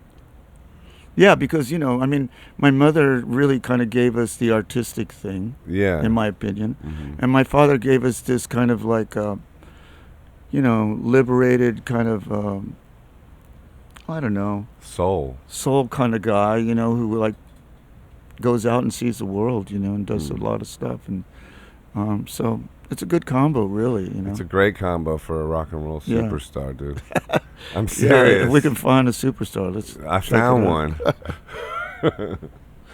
That's pretty wild, though. I mean, have you researched two things? Have you researched narcissistic personality disorder? No. And any of that I'll kind check of that out, yeah. information on YouTube? There's all kinds of channels about MPD and like things like that fall into that sort of category, like scapegoating and like gaslighting and all the different behavioral tactics that somebody who is like a sort of narcopath or whatever you call it will employ. And so when you like actually watch videos about how to deal with that, validating that you weren't crazy, like this kind of behavior exists and this is what to look out for and that kind of stuff, it can be enormously healing. Yeah.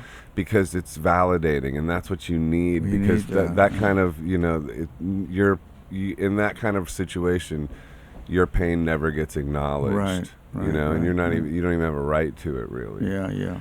So it's like, and it's all this like subtext stuff too. So getting that validation is really, really helpful. Nancy and I went to a therapist. We thought we were going to go, a massage therapist. We thought we were going to, but she actually dealt with PTSD and trauma. Mm-hmm.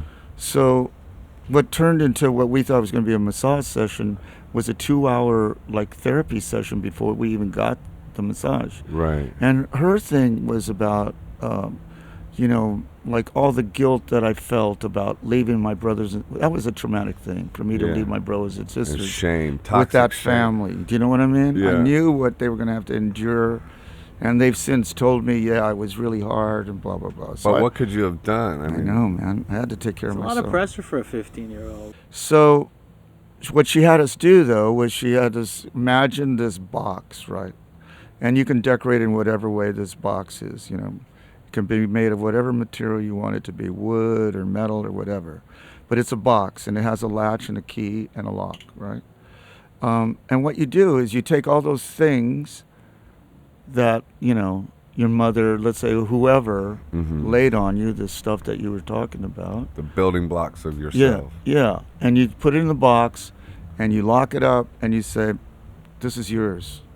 It's not mine, Yeah. And you visualize actually this box being presented to this person. For me, it was my mom. Yeah. And saying, look, this is your stuff. It's not my stuff. I don't need it anymore. Yeah. I've used it for what I need, but it's yours, And it was interesting because even on that level, it sounds kind of very light, I guess, in a way, but it really did help. Depending on how deeply you set us- practice it. Exactly. And so, like all the time now, what's helped a lot, two things have helped Sorry, me I cut you off. recently. It helped you what? It helped you free yourself? Free myself of the guilt, Yeah. because the guilt's always been the thing.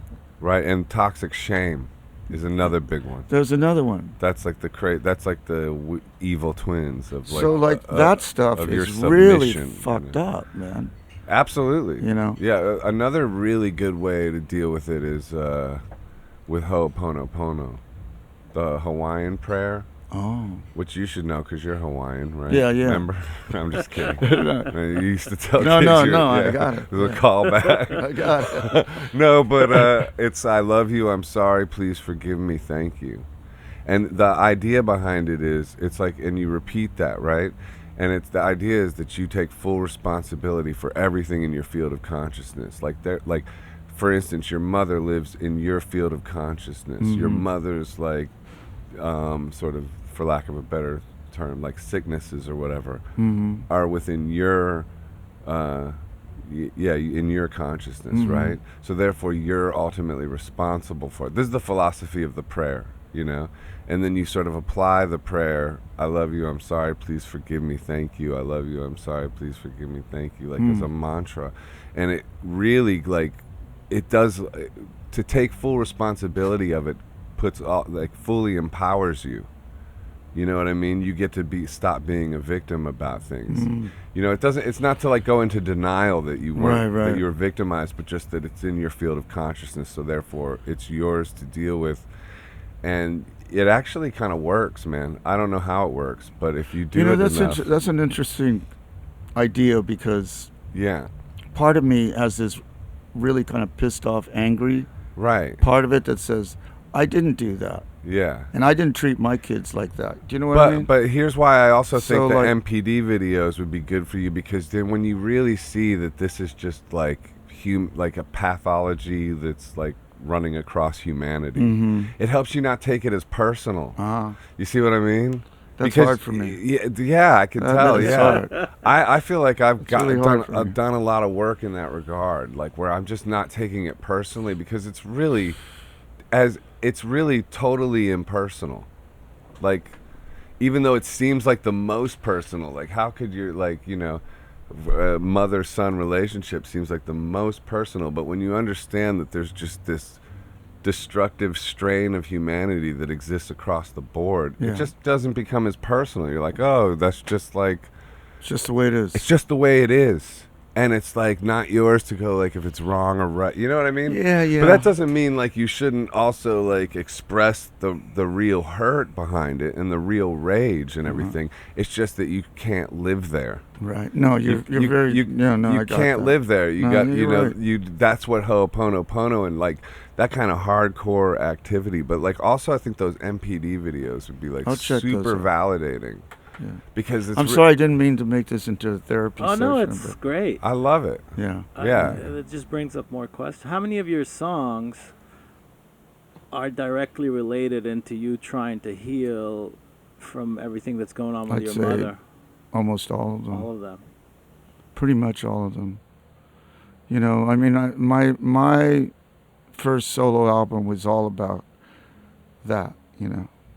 And the second one as well, and the first three. My records all seem to work in like a trilogies, Yeah. you know. And there's like three, and like three always seems to be the number of working with a producer too. Like, you know, after the third one's always a little rough, because it's kind of like, you know, the first one's wonderful.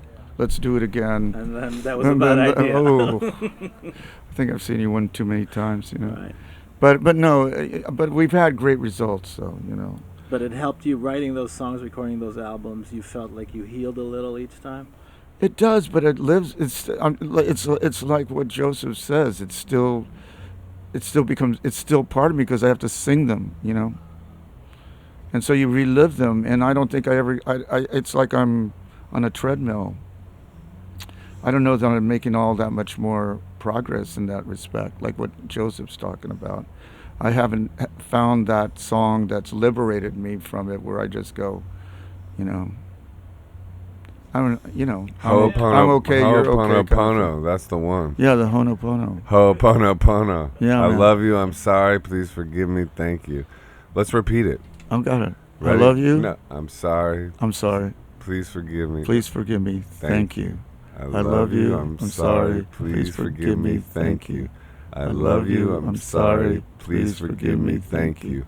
I love you, I'm sorry, please forgive me, thank you. It's I beautiful. love you, I'm sorry, please forgive me, thank you.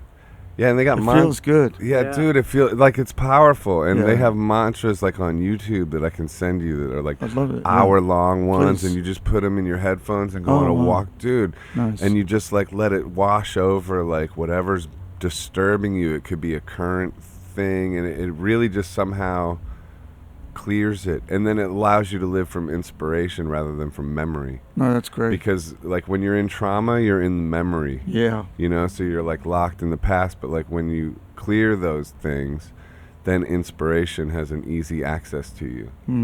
You know? I love it. That's beautiful. Yeah.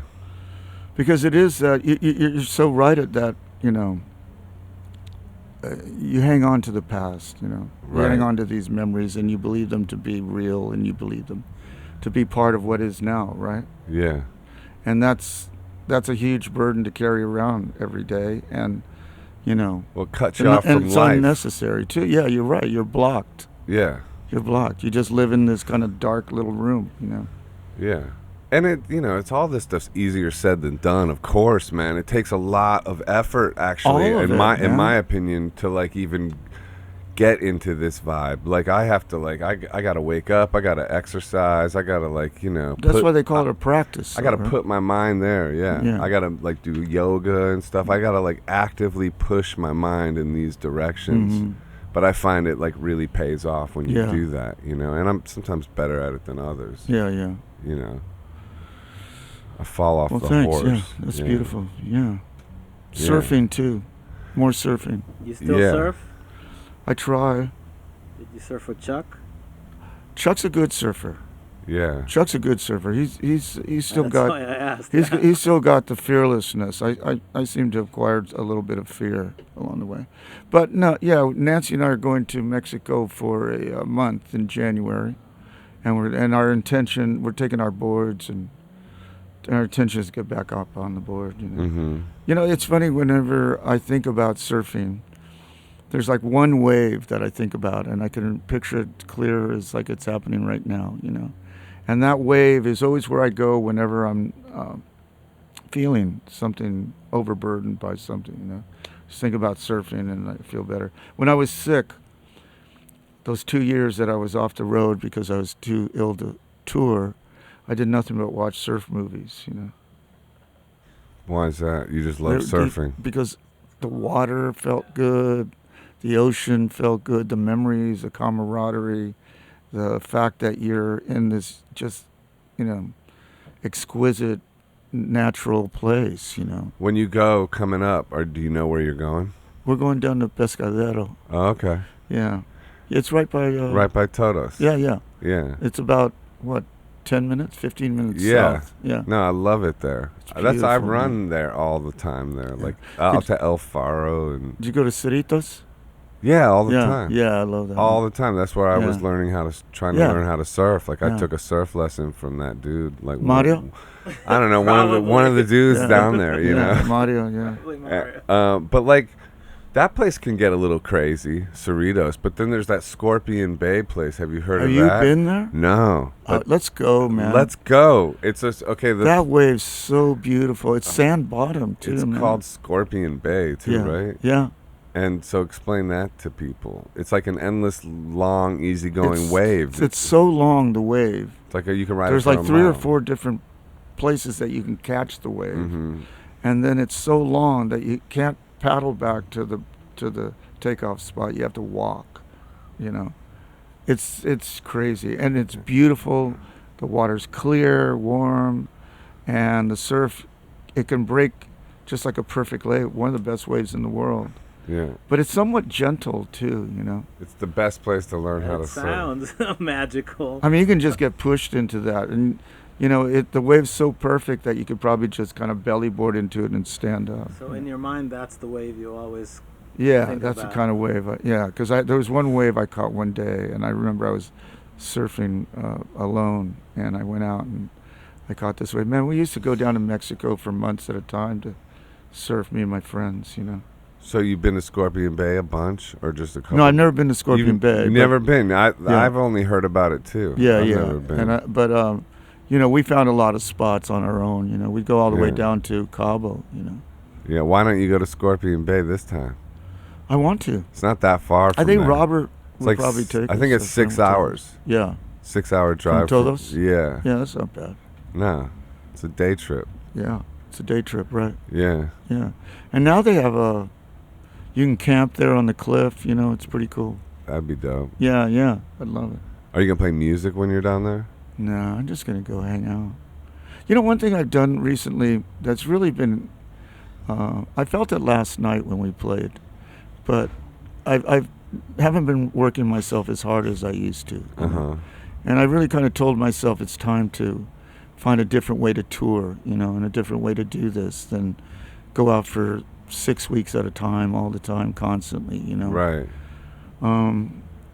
This year we've done Australia, New Zealand, Europe twice, and States 3 times, Right. So it was getting to be a little bit much. And so I decided that, so I told management and the booking agent, I'm not going out for longer than a week and a half, 2 weeks max. You Yeah. know? And I want a lot of time in between. You know, Nancy and I found this wonderful home in Driftwood, you know, and it's the kind of place that you don't want to leave, you know. Right. It's just idyllic and perfect for what we need at this time, right? Yeah.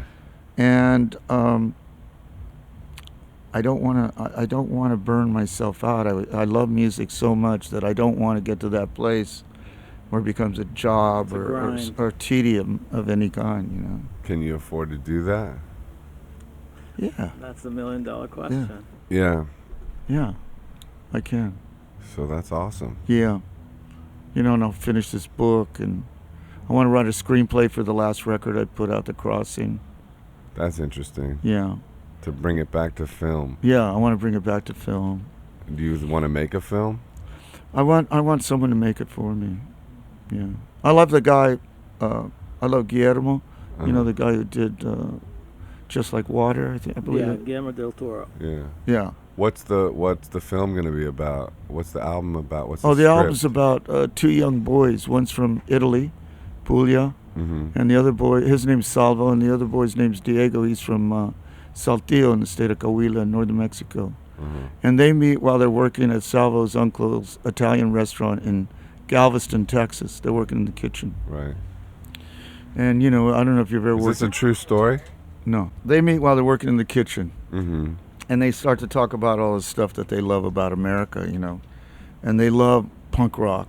They love American punk rock music, you know. And they know the history from, you know, Shadows of Night and, you know, the Count Five and Limey and the Yanks and the East Side Kids and all those great garage bands from the 60s and late 50s. And they, you know, they love the Velvets and the Dolls and the Stooges and the Ramones, all this stuff. And they also love California punk rock, you know. So they go looking, and they're like really Black Flag or like Circle Jerks or like earlier than that. Yeah, like Zeros and X and all those bands, okay. you know. And so like they also love beat poetry. You know, they love literature. They read a lot, these two kids, and they also love Kerouac. filmmaking. They love Cassavetes, Peckinpah, and Antonioni.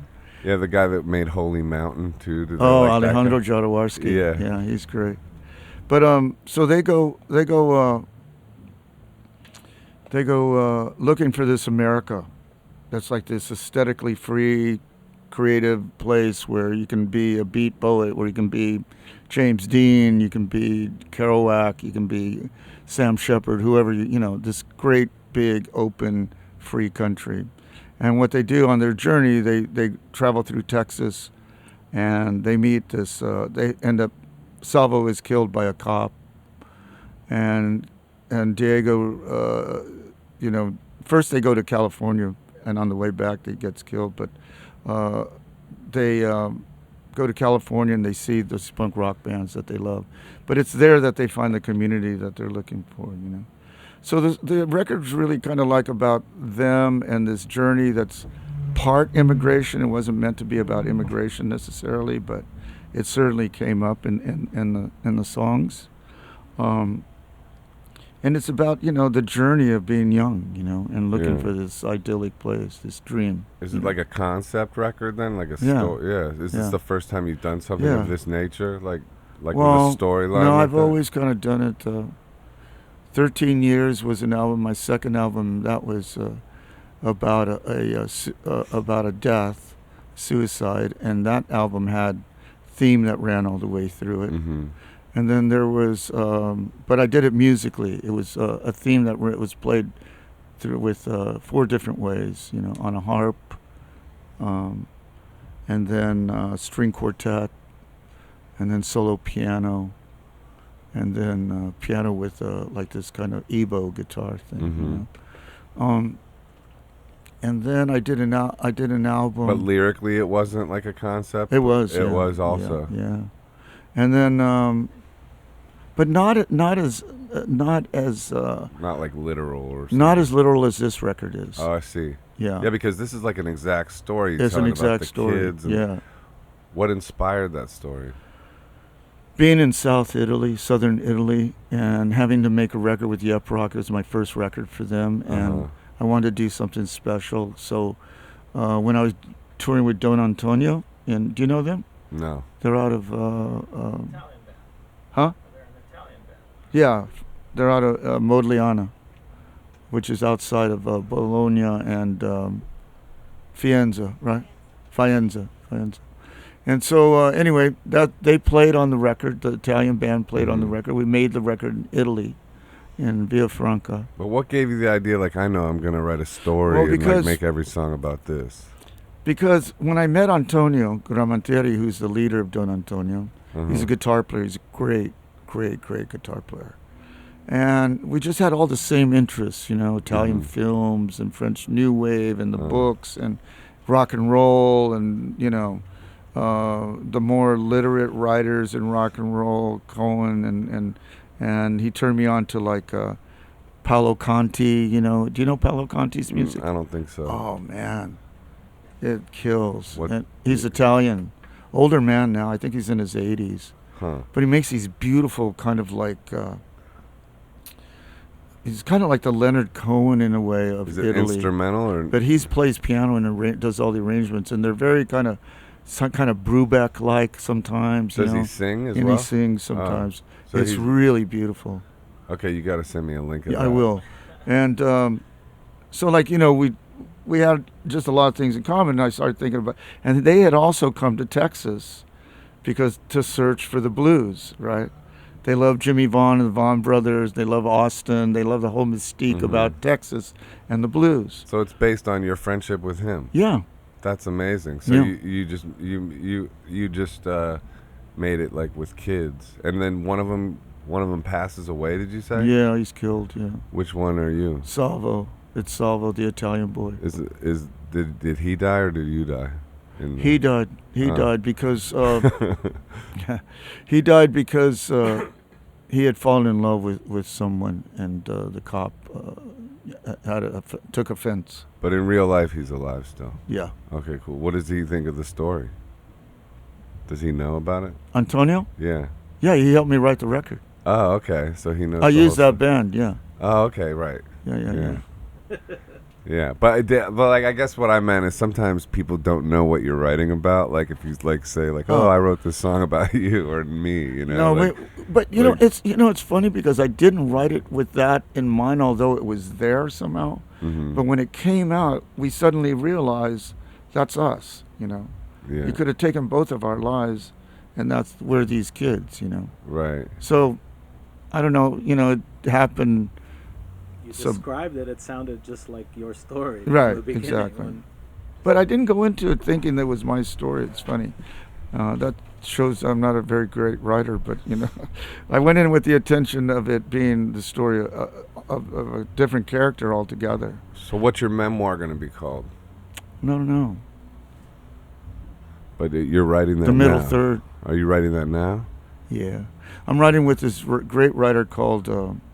his name's John Philip Santos, and he's written 2 novels. His first novel was up for the National Book Award, and he's a professor in San Antonio, and he's from San Antonio, and he's the first Chicano, Mexican-American Rhodes Scholar. Wow. Yeah, he's a cool guy. Really like him a lot. How do you write with him? How does that work? Like what you said, conversation. Conversation. Yeah, it's conversation. And I just, sometimes, you know, he wants me to, I write down all my lyrics and send them to him, you know, and we talk about songwriting a lot. We talk about the words a lot, you know. Maybe he can use this podcast too. Yeah. Yeah. Be wonderful. Yeah. It's a great podcast. Thanks, man. I love it. Thank you for having me. You're a great guest. No, I don't know. I led you astray a couple of times, I think. Man, it's been a fascinating journey. I like, you know, your mind works in all kinds of I love talking to you. It's great. wonderful ways. Yeah, great conversation. Yeah, man, I love talking to you. You're a too. good hang. Yeah, you too. This was I'm glad this was like the first ever weed podcast. Do you remember the time we sat in your van? Remember that van and that crazy guy you had helping you? Do you remember that guy? I hope it wasn't me. No. Was it you? No. Where was that though? I do remember Lexington, that. Kentucky, In when we had that Lexington. crazy radio show. Do you remember that guy? Uh-huh. Yeah, I think The so. tree hugger. The tree hugger. I think he called himself a tree hugger. Michael something. Tour manager? Yeah. Were you tour manager? Not at those years. I tour managed him like in 2010. Were you in- I was never in Kentucky with him though. You weren't? No. You sure? Yes, I remember. When he had his van? the van that is tricked out infamous, van? Yes. Yeah, that was great. That was a hit van. The man. van Man. was alive and Don't you well. remember that guy brought Yeah. over that box he had built? One of the crew guys had a box, a case, Uh-huh. and he had his bottle of bourbon inside with like 4 shot glasses in there. And he came over and gave us a bunch of bourbon. And we were just in my van, huh? Yeah, we were smoking in your van and stuff. Didn't we go out to a restaurant? Yeah, we too? went out later. Yeah, because Yeah, I remember that. yeah, Yeah. after that show. That's crazy. Yeah, But the first time we played together was in Toronto. that's right. That beautiful theater. Yeah, What's it I called? was intimidated. What's it called? Town Hall? I don't remember. Where did Neil Young used to play in Toronto? Massey Hall. Massey Hall. That's where we played. Yeah. Yeah. So Joe was on the road with you for like a full tour, or was these Mm-mm. random shows? No. We just would meet every now and then. And then Joe played a show with me at City Winery once, you know. Okay, I'm just gonna make a comment, not a question. All right. Is that the way you said Jesse said his career and everything? You were just describing yourself. Just a side comment. That I was describing myself? Yes, because I feel you did set it up to a way where you. It's funny. Well, but I was also telling you that I wasn't very ambitious. So Right, but everything kind of happened by chance. And, you know, I've always felt like my older brothers taught me that, you know, it was always, you know, to be just good to people, right? You know, when you travel, when you play. And so I always tried to leave a good vibe behind, you know. We were always the band that, like, you know, Joseph's same way. You know, we would party with, you know, they would close the bar. We'd have already played for 2 hours or so. Close the bar. We just get our acoustics out and play all night long for the staff and whoever's hanging out, you know.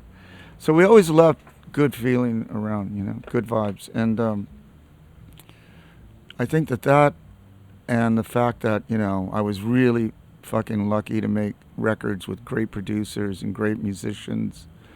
And they interpreted the songs beautifully. So, you know, just making records that I certainly never had a hit, never had anything close to Real Animal was kind of a hit. Was it?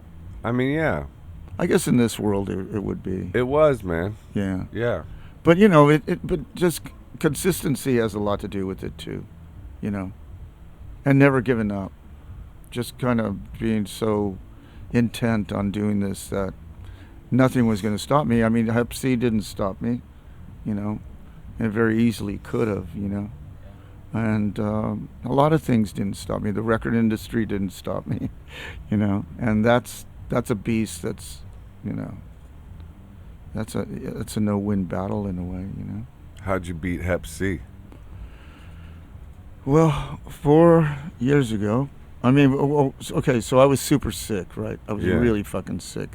When I got sick, when my body gave out in Arizona, and I collapsed on stage, when they took me to the emergency room and they admitted me into the hospital, they basically said I was going to die within a year if I didn't get a liver transplant, right? Wow. And so they put me on this medicine, interferon, and it was so strong, you know. It was like what they used to give, like, cancer patients and stuff, right? Almost like chemo vibes. It's chemo, yeah. Yeah. But intense, man. And it just was so bad that I was supposed to be on for 6 months, but it was making me worse. The medicine was worse than the disease itself, you know. Mm-hmm. So I got off it. And by chance, I'd found these, went to go see a group of llamas deconstruct the sand painting that they had made, you know. Have you ever seen that ceremony? No. They do these beautiful mandalas out of sand in different colors. It's gorgeous. Yeah. And then they just destroy it, you know, and you can take home a little bit of the sand and stuff, you know. Huh. So I went to these, you know, and there was a woman there. They also throw away, they have massive, on the altar, they have massive bouquets of flowers, bunches of flowers, beautiful. And they just kind of throw them away. So I was taking some flowers, and this other woman was, and we started talking. I told her what my situation was. She said, this group of llamas are coming through Houston, Texas. You should go see them. They have a doctor with them, you know. Uh-huh. So I went and I saw them, and I got, there was this old Rinpoche who gave me the transmission for the medicine Buddha practice. You know? Mm-hmm. What's his name? Rinpoche? Rinpoche, yeah. Yeah, what's his first name? I can't remember. I can't remember either. Yeah. But, so then I saw the doctor, and, you know, Tibetan doctors were amazing because they touch you. First they take your pulse, they read your tongue, and then you have to urinate, and they read your urine, you know. But right away, he told me, he goes, you don't have liver cancer, and you're going to be okay, you know, don't worry, you know. Mm-hmm. So he put me on this medicine, which is basically these, medicine, like balls of herbs and whatever, you know. What's in them? Yeah. What's in them? All kinds of them. They're all different, and they all do different things, right? Huh. So, so I did that, and then I started to feel a little better right away. Like within 2 weeks, you could tell the difference, you know. I was on my deathbed at one point. I couldn't make it to the mailbox, you know. Mm-hmm. And then suddenly 2 weeks later, I'm a different person, you know. Right. So then I found this other Tibetan doctor. Her name is Dr. Diki Naragosha, and she travels to San Francisco, Berkeley, LA, Tucson. And I went to go see her, and she became my doctor. And she kind of like kept me alive until about 4 years ago when they came up with the new medicine. And it's a combination that has a 99% success rate, I think. And I took it. Nancy and I had moved to Dallas. I took the medicine, and I got better within 3 months or 6 months, and it's gone. Hep C's gone? Yeah. Yeah, it's cleared? Yeah. That's amazing. Yeah. So... Yeah. So I owe it all to Dr. Dickey and my other doctor in Austin, Dr. Brode. You know, he helped me immensely. That's incredible. Yeah. But, you know, they always kind of told me, you know, if you can hang on, there's going to be a cure one day, you know. Yeah. And it's interesting because I started working for the Prevent Cancer Foundation, you know, Mm-hmm. and on a program that they have, an ad campaign about, Think About the Link, it's called. And it's the link between hepatitis A, hepatitis B, C, HPV, and liver cancer, you know, because it's like the leading cause of liver cancer, those three diseases. So I started doing that, and through that, I just felt like, you know, this medicine had been like a miracle, really, you know. Yeah. It really was incredible. It was like weird, because like the first 2 days I took it, I started to feel like I had felt the first time I tried interferon. Huh. I thought, oh shit, I can't go through this again. You And know? it was all herbal, just like bundles of herbs. No, this is a Western medicine. Oh, then you went back. Oh, then you This went. is what cured me finally. Right. And I really was starting to feel, it was starting to work. The liver was starting to dysfunction Okay. pretty badly. So I misunderstood the story. I thought it was like the herbal things from the llama. Well, they kind of kept me alive all those years. Think Ah. about that. That was Seems like they said I had a year to live. Suppress the disease. And- So from 2003 or 4 to 2018. And Right. what was the name of the drug that 15. ultimately cured you? What's that called again? Alicio Savaldi. Alicio Savaldi. And Savaldi. It's two And different. Savaldi? Yeah. And now is that known widely as like the cure, and Yeah. it's curing And everybody there's now? several different combinations of pills now that will do it. Yeah. But you know, you think about, you know, for me it was distressing because that program to cure yourself costs $80,000. That's crazy. And let's say, I don't know. I mean, I don't know how much they put in to research these things, you know. But let's say they put in $5 million to research this medicine, and it only costs $300 to manufacture that medicine, and yet they charge us $80,000. That's crazy. To save a life. Yeah, there's Yeah. a value To on, fucking on save a life. Yeah. That's fucked up. Sinful, man. Yeah. So anyway, but I did get rid of it, Fucking congratulations. Thank you, yeah. I mean, you look great. Thanks, man. Yeah. I mean, I feel good. You got a young energy. For real. It's called immaturity, I think. Nah, it's like I honestly, man, it's just that music and living your passion Yeah. and remaining on that. Also not being too comfortable, like having to still like Right. work for survival. Exactly, man. But have it not be soul destroying, that keeps you young. Yeah, man. Like what's better than that? Yeah, nothing. Nothing. Because I think that, like you said, the great part of that is that, we're still uncomfortable in this. We're still working to find that thing in music all the time, to write a better song, to write a more interesting melody or whatever it is, I never feel like I've gotten there, there's still so much more to find out. Yeah. And so that discovery part of it, that mystery part of it is what I love so much. I mean, really, that's the thing for me. Yeah. Yeah. That's like the fountain of youth Yeah. to a degree. Yeah. You know? And I have lovely wife, Yeah. lovely dog, Yeah. lovely house, lovely place, lovely kids, And a house that lovely you friends, that you want to spend more lovely time. podcasts that I get to be part of. It's all good, man. And how long have you had this new house? Just a couple months. But we've only been there maybe a month, yeah. Wow. And it's like you just love being there. I'm sorry? You just love being there? Oh, man. When we look out from our porch in the back, you see nothing but trees to the horizon. Mm-hmm.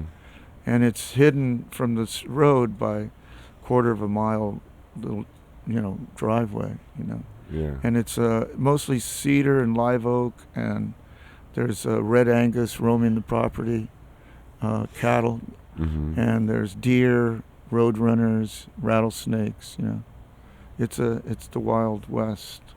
Do you hunt? No. No. I don't kill anything except scorpions. Yeah. At Scorpion Bay. Yeah. Man, well that's cool. Yeah. I'm happy for you. Man, there's something about that space. I just, it's, we realize it, we were both born in Texas, Nancy and I, so it's just really part of our lives, that Southwest and Yeah. that space, Texas, there's nothing like it, man. Yeah, and now this is a good time for you to have a place outside of society a little bit. Yeah, man. Because the world's going apeshit. Come and we'll do the microdose thing. Yeah, I need to come there and set up a bunker in case the world goes We'll get to you, hell. yeah, you know what? I just need a tent. I want you to help me build a sweat. 'Cause Yeah. I'd love to have a nice sweat on property. That's a good idea. Yeah. That's like some Robert Bly type shit. Yeah, and we can build it way out in the woods so nobody would find it. Yeah. What's that, like a sweat lodge? Yeah, Have you ever done that? yeah. What's that like? Oh, it's amazing, man. And there's different kinds, all different types, but it's amazing. Yeah. I love it. That's like a transcendental, Yeah, healing it's very type. healing, very Yeah. cleansing. It's awesome. All right. I'll come help. Yeah, that'd be beautiful. Yeah. Yeah, it's we have, our property is big, really big. And then there's access to, even more land and it turned out that our friend owns the home, so I'm going to try to work out a thing where eventually we'll buy it, hopefully. Oh, really? Yeah. Randomly, and you know the person? Very well, yeah. Oh, that's cool. Yeah. And he owns tons of property. It's called, I shouldn't say the name, but it's a big ranch, and Yeah. it's really big. Cool. Yeah. A lot of space, man, for a man like you. What are You gonna- need a lot of space. I man. do need a lot of space. New York doesn't suit me in that way. Yeah, I know. You know, I do want more space. I thought you were so comfortable on the beach, I am, yeah. yeah. Like Todos, I got an apartment. You did? Yeah, but then we started this podcast. I was gonna go live in Todos Santos. I was like, really. You can't do the podcast from there? Well, I mean, we're doing it together, Oh. you know, and it's New York, and also You like don't want to go to Mexico? he's got a family, but like also it's, you know, people come through here we can interview, Right, you know, it's so it was easy. like the podcast in a large way kind of kept me here, Yeah. you know, but I love it here too. So like once I'm here, It's a great it's not place. just this that, Yeah. you know, it's New York, it's I love it, amazing. So yeah. it's like, but Were you born here? no, Ohio, Oh, but where? Akron. Oh, in Akron. Mm-hmm. Oh, cool. Yeah, Rubber City Rebels. And Yeah. Chrissy yeah, Hind. And, Chrissy Hind. you know? Do you know? Black Did you know her Keys. brother's band? Yeah, the Numbers Band. I love that Terry band. I saw Hind. them play, man. Saxophone. Yeah. Yeah. No, So they're great. incredible. They were in Cleveland or are in Cleveland for Yeah. like so Did many you know years. Cheetah from there? Who? Cheetah Chrome, I don't think so. the Dead Boys, No, I Oh. didn't. No. and Devo are from there. Yeah. A lot of people. First time I saw Devo, they were so great, man. One time I played a gig with Judy Nylon in Minneapolis, where they brought, it was called like M80 or something like that, and they Uh-huh. brought bands from the East Coast and the West Coast, and mostly like arty kind of bands, you know, Yeah. into Minneapolis to play. And we played in this big football kind of stadium thing. And on the Sunday, Devo played they were called Dove. And they did nothing but, it was, you know, it was Devo, but they were called Dove. They did nothing but gospel music, you know, in the Devo way. Right. It was really amazing. That's wild. Yeah. And I saw this band from Boston called The Girls. Really one of the best bands I've ever seen. Never heard from them again, though. How many people do you encounter on the road that are just like insanely talented, like that, and then you never hear about them again? Quite a Like, bit. Quite a bit, Yeah, right? It's pretty alarming, really. Yeah, I remember when I toured more, I would Yeah. like run across like the most talented Yeah. people of all time, like you know, like every other week. Yeah. One time there was I remember with Jesse Malin, we were in Antwerp and Mhm. playing this gig in the winter, and the guy that opened up, the first guy was named like General or Captain something or other. Uh-huh. He was killing. I mean, he was amazing. Just him on guitar and singing. Yeah. But he's a brilliant guitar player and great singer, great songs. And, you know, you never heard anything about him ever again. What was he When- called? Captain? General something. Oh, or General? Captain, yeah. And we listened to his records. Those records were beautiful. But he just never traveled, I guess. or It's anything. just to me, it's just indicative of the fact that even to like make an artistic life is like you have to have a certain kind of will for Mhm. that You do. and persistence, Hmm. you know, Yeah. and need, straight up, also need, you know. You know, I think about, we were talking about Jesse's thing, and I was thinking about your thing, which started with Peter Gabriel, right? Mm-hmm. Yeah. And you recorded for Real World or whatever? Yeah. Yeah. Yeah. A few. That's pretty albums. heady stuff. I mean, that's amazing. It was real heady. Yeah. Yeah. I mean, Brian Eno sang on my first record, Shit. You and know, Peter like, Gabriel. Unbelievable. You know, a little background thing, but still, like that kind of Fuck. just being in that environment Exactly. was crazy, especially because, you know, I never went to college. Yeah. I mean, I was working, you know, minimum wage at a guitar shop Yeah. like a month before, and then all of a sudden I was in that situation. So great. It was, yeah, very dream come true, like, you know, but not even a dream I had, because I just, you know, I didn't even know Peter Gabriel had a record label, you know what I mean? I wasn't, like, savvy in that way. Yeah, And yeah. it happened by total chance. It's so awesome. I gave man. a tape to a friend. Really? That's how it happened? That's how it happened. Wow. He gave it to somebody who gave it to somebody who used Yeah. to work for Peter Gabriel, and then Peter listened to it and called me. So cool, man. Crazy. And then how many records did you make with him? Like, I don't know, like 3 or Oh, 4. you made 3 or 4? Real Yeah, World. Wow. and then I came back on their label for, like, you know, put out some records recently Yeah. on their label, you know. Yeah. That's so cool, man. It was cool. What happened to you? What was your first label experience, or, like, did that? Well, the Nuns never got signed to a label. No. And then Rank and File got signed to Slash Records out in L.A., which was a cool label. Uh-huh. It was like the L.A. Indie punk rock label. And so you guys were kind of punk? Well, we came from punk rock bands. you know. Right. Yeah. But we were playing kind of this hybrid of music, you know, kind of had more Western flavor to it, and punk rock too. You know, Called Rank and File. Rank and File. Yeah, that was Tony and Chip Kinman. Oh, okay. Tony was brilliant. Chip's a great guitar player, and they sang together kind of Everly Brothers harmonies. You know? Oh, you didn't sing? No, I didn't write or sing. Oh, you I just played rhythm guitar. Oh, cool. And then from that we went to the True Believers, and you know it was funny because I left Rank and File when the band started to get more serious and more, you know, they got Warner Brothers picked up Slash, so now we were a Warner Brothers band, and it didn't fit me, so I left. So like success was pending, and you were like, I'm out, kind of thing. Well, the band was starting to feel really kind of uncomfortable. You know, they were kind of buying into it, and I wasn't buying into it, and the manager that they found was horrible. And did they prevail when you left, or did they like dissolve? No, they kept making records. They weren't very good records. You know. Yeah. But they stayed the course. Yeah. And you went to the True Believers? And then we started True Believers, my brother and John D. Graham. And that's, yeah. Yeah, and that was a cool band, and that was just a rock and roll 3-piece, 3 guitars. Did you sing and write songs? Yeah, that's when I first started writing songs. Yeah. And singing? And singing, yeah. That's cool. Yeah. So I wrote for the True Believers, and then we were on EMI. And then how many records? Well, we made one, and the record was produced by Jim Dickinson. Wow, big star. And we're the ones that kind of brought Jim out of his retirement, you know. Why did you like Big Star? Is that? I loved everything he'd ever touched. Yeah. Yeah. I mean, you know, he played piano on Wild Horses. Oh, really? Yeah. Oh, yeah. And he played, what's that other song, City of New Orleans?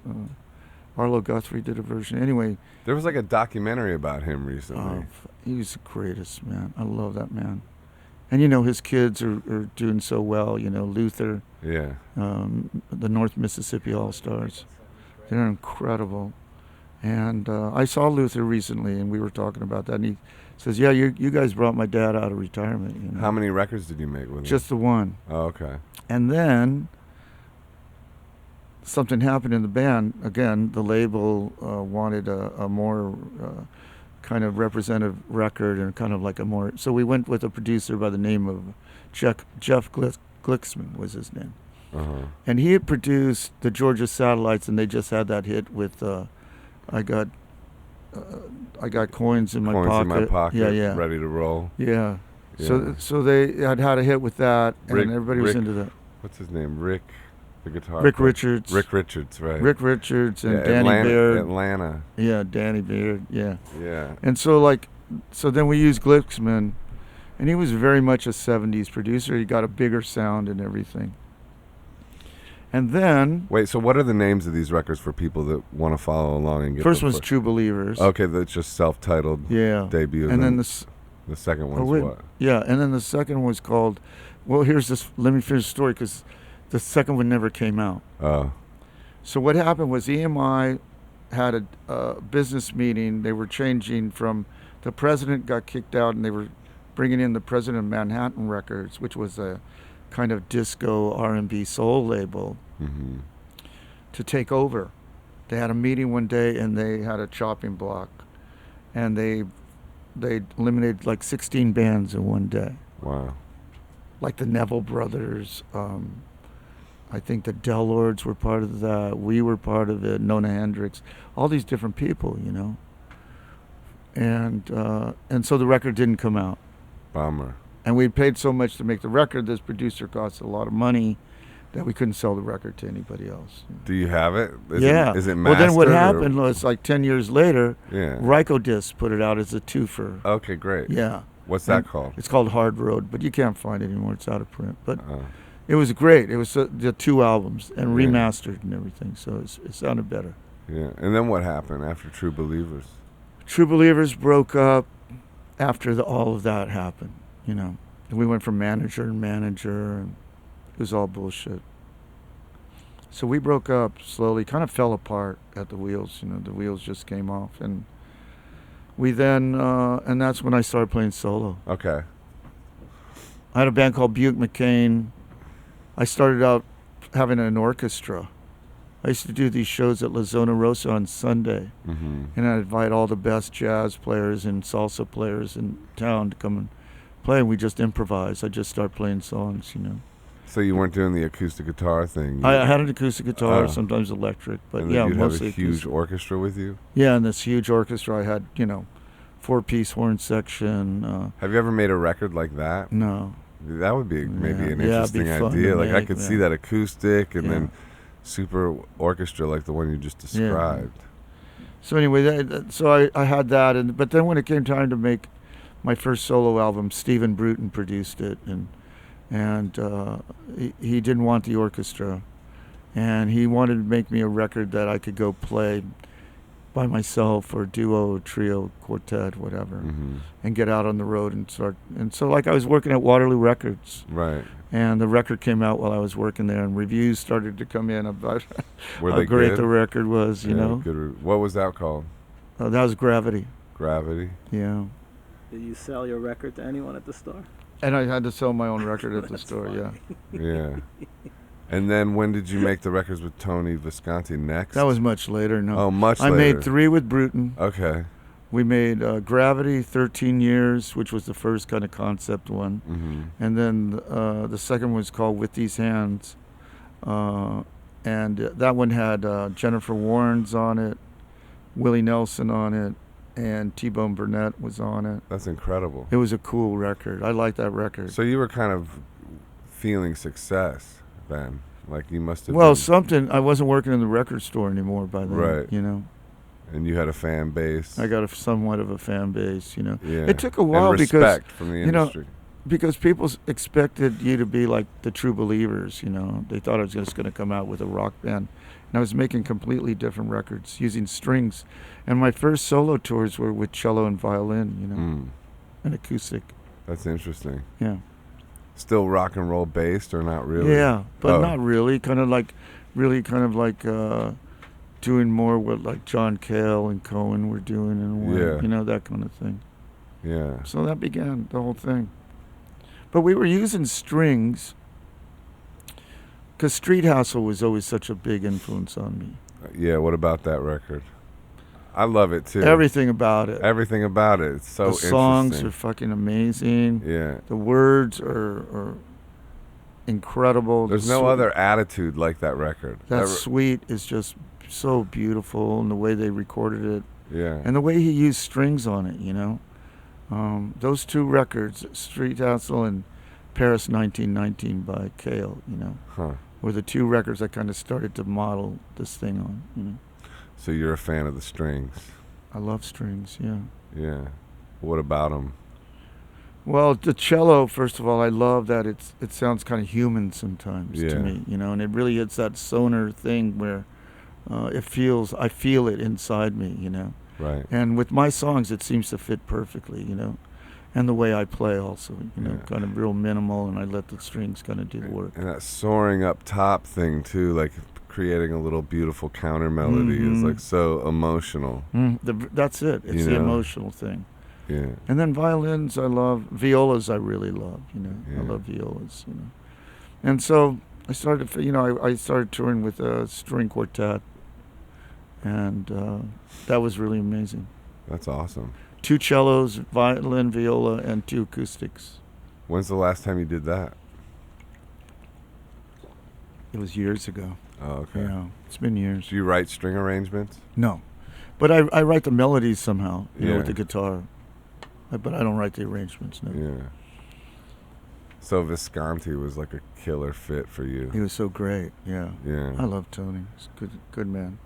Yeah. He's recording his new album, and he's doing a song that we co-wrote, which is cool. Yeah. Well, are you guys getting tired? I'm not. Well, I mean, how long have we been going? 2 hours. Yeah, that's long. We could wrap it up. I just wanted to ask you one question, may I? For Oh Dan. my God. You can't ask the last question. No, not the last questions. With all the Whose show is this? Exactly. With all the- Thank That's what you should call the. That's what you should call the podcast. It's clear. It's I've like asked 3 questions. Call the this whole podcast. Hey, look, I podcast. got the perfect title. that's dude. not true Dude, at all, we'll man. got the- count. We'll count. we We'll could talk count. about Joseph. No, Whose podcast is this? bro. I don't know. Sometimes, honestly, like you know. I don't want to wrap it up. Sorry, we're doing this house cleaning in front of you. You guys should watch that YouTube video. I think. Which one, about couples? No, but we've had this discussion before. I love Ehud and I love him asking questions, Yeah. but it's like with the conversation, it's like If it's got to like, flow, and it's got to flow, and yeah. you got to like leave space, because then what happens is I start feeling like I have to beat him to the next question, so then I become less relaxed too, And the because I'm pace like gets a little fucked and up. then this pace gets fucked up, because then I'm like, oh, let me make sure that he doesn't take over the conversation. And the As we crossfires, tell our musicians sometimes, or I tell mine, you know, read the marquee on the way out. You know? Yeah. Quote of the year, right there. Love it. Oh, just kidding, man. Yeah, are we gonna keep that in? I'll see how it, How it reads. how it reads. How it well, you could like judge you'll see the podcast. Exactly. You'll see how many follow-ups. We'll do a count. We'll do a count. Well, that works very well into like what you were saying about songwriting. You know, the collaborations, because He's addressing me. I'm saying yes. Oh my Because god! he said earlier. You feel me? Anyway. well, I was just talking about this collaboration, that Yeah. relationship that you guys have. It's Yeah. very much like songwriting sometimes. Exactly. So like if you're onto something in a song, Mm-hmm. I would just sit back, let the guy kind of do it. Because if you start to invade that space, it's Yeah. not cool. The other thing I hate about people will ask you, is that song about me? Sometimes it's like, don't ask me that. It's not a question to us. It's too personal of a thing. Right. But people assume. That's why I was asking about. I mean, when I write a friend. song about someone, I usually tell them. Yeah. Sometimes I don't. I mean, sometimes I write songs that. It's funny how songs sometimes unveil themselves to you as what they really are about. Yeah. Do you know what I mean? Yeah, for sure. It's crazy. It's spooky sometimes. That it's almost like this kind of self-prophecy kind of thing or something. You sing something and then suddenly these events in the song become reality. It's really true. You Yeah. breathe things. You got to be careful that way. Yeah, you do. Because you You really breathe do. things into an existence. Exactly. Yeah. The power of words. Well, it's pretty powerful stuff. Words. Yeah. Well, there was like first came the word. Yeah. Yeah. So, Texas, you're going to come visit us, Yeah. I hope. Yeah. Or we meet in Mexico, either way. Yeah. I wonder if are you going to be there? You're going to be there a month. A month, yeah. Are you going to go back in the winter, or this is the winter? Yeah, in January. Oh, in January. Yeah. Yeah, maybe then. Yeah, we're going in January because, Texas is kind of miserable in January. We're going to go Yeah. getting some nice weather and water and just kind of chill, man. I'm going to throw my phone away Yeah. into the ocean, a ritual.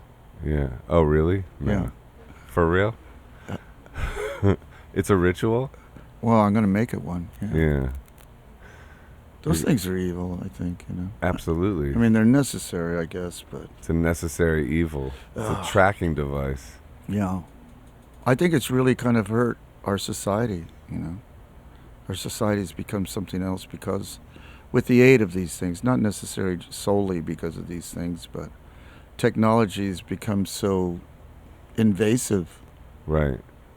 that you can't get away and be just yourself, be by yourself. Well, and it's listening all the Yeah, time. yeah. There's like we're being monitored all the Exactly, time, yeah. and it's like the energy of that is crazy. And then now with 5G, I don't know if you know anything about that. Like Mm-mm. the newest, I guess antenna speed or whatever you want to say, what it's called. Like it's called 5G, and it's supposed to be much more jarring on on humanity. Like, Oh, really? Yeah, like it's heavier, it works faster, but then there's more radioactivity or whatever you want to call it. Did you feel that when like you first played a CD over and listened to it on headphones, how harsh it was? It seemed after vinyl. Yeah, I remember that. Yeah, it used to hurt my ears actually. Yeah. But it's also it was just more fidelity. On vinyl? No, on CD. You Like, think it's just- so? Well, it's a certain kind of fidelity, I guess. Well, it was more precise. I More guess. precise. Yeah. But I don't. Like, because Want to vinyl hear that all the time. No, of course Yeah. not. Like vinyl's like looking at a photograph that's done on film that has a little texture. Mm-hmm. Like it actually helps the thing. Whereas Do CD's you- like more of like a probably clear. Are you like an audiophile? Do you? No, not really. Are Yeah. you? Well, we have. Yeah, I love turntables and old speakers and things Yeah. like that. Yeah. Come over and we'll play you some stuff. Blast it. I would love it. Yeah, it's Yeah. cool. But I love the sound of those old speakers and turntables and amps, and they're powerful, So, Which ones do you have? well, we have these old '70s Sansui power amps and stuff, and then Uh-huh. we've got we got a lot of speakers, but we have like these old clips that are like voice of the theaters. They're huge, like what they used to use in movie theaters a long time ago. I don't know. Oh, they're amazing, and so They we look got like horns.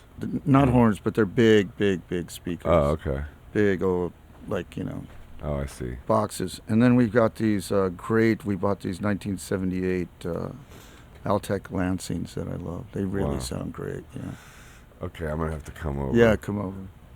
We'll Well- microdose and listen to records all the time. That sounds like a date. Yeah, it's fun, man. Love to Well, have you. Take man, you out for Mexican food. Thanks for doing the podcast. Oh, I love it. Thank you very much. Here, just before you go though, Pick a card. Pick a card.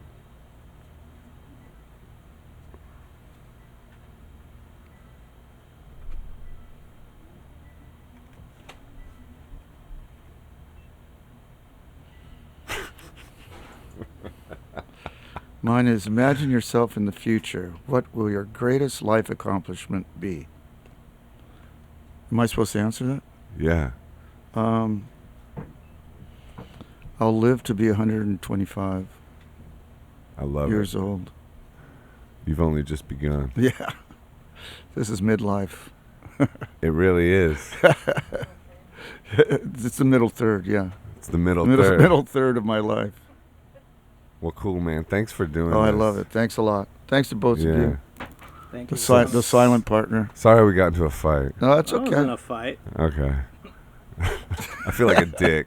No, No, it was all good. But I was trying to be. This is- I was trying to be meta, like just go ahead and just say everything.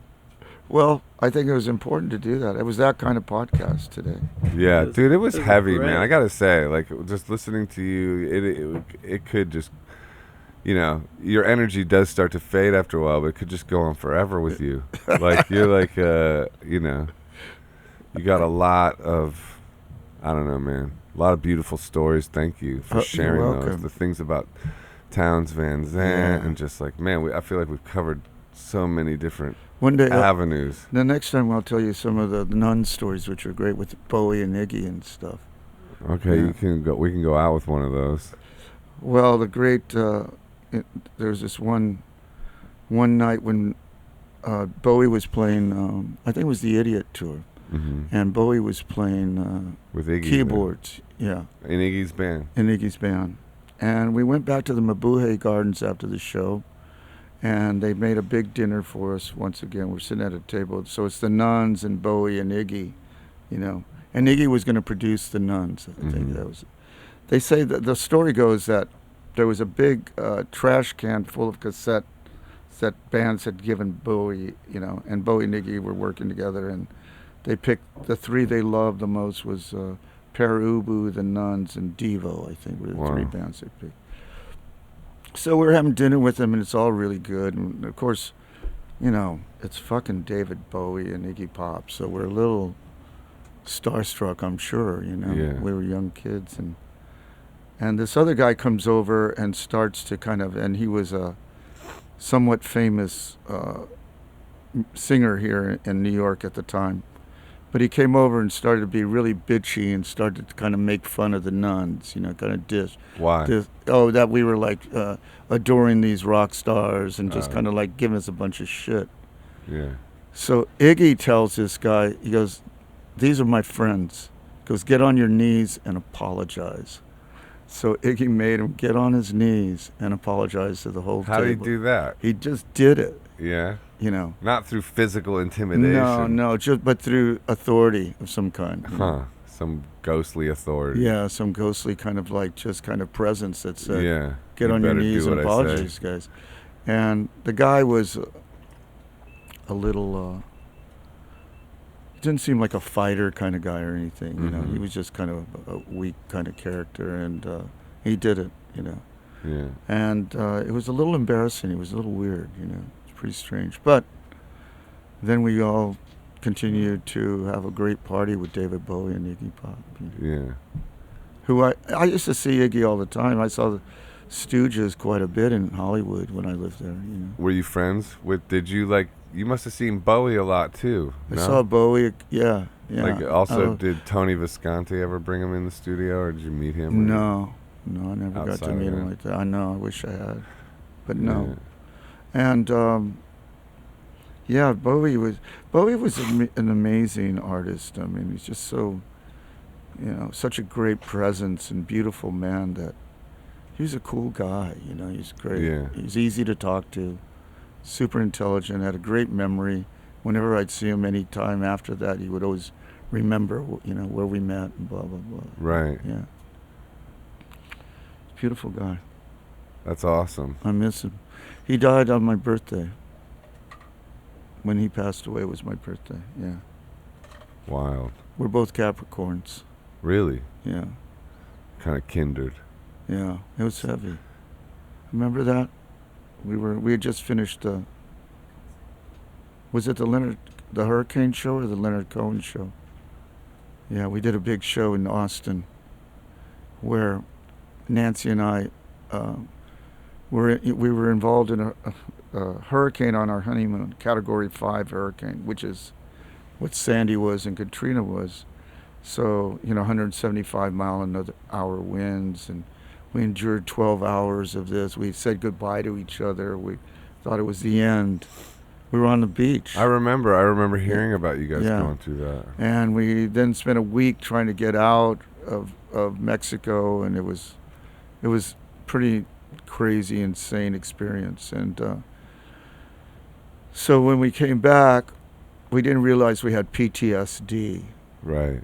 And right away I did a show with Ian McLagan, and Ian and I had worked on a Kinks song together, and it was a benefit concert, and we did it together.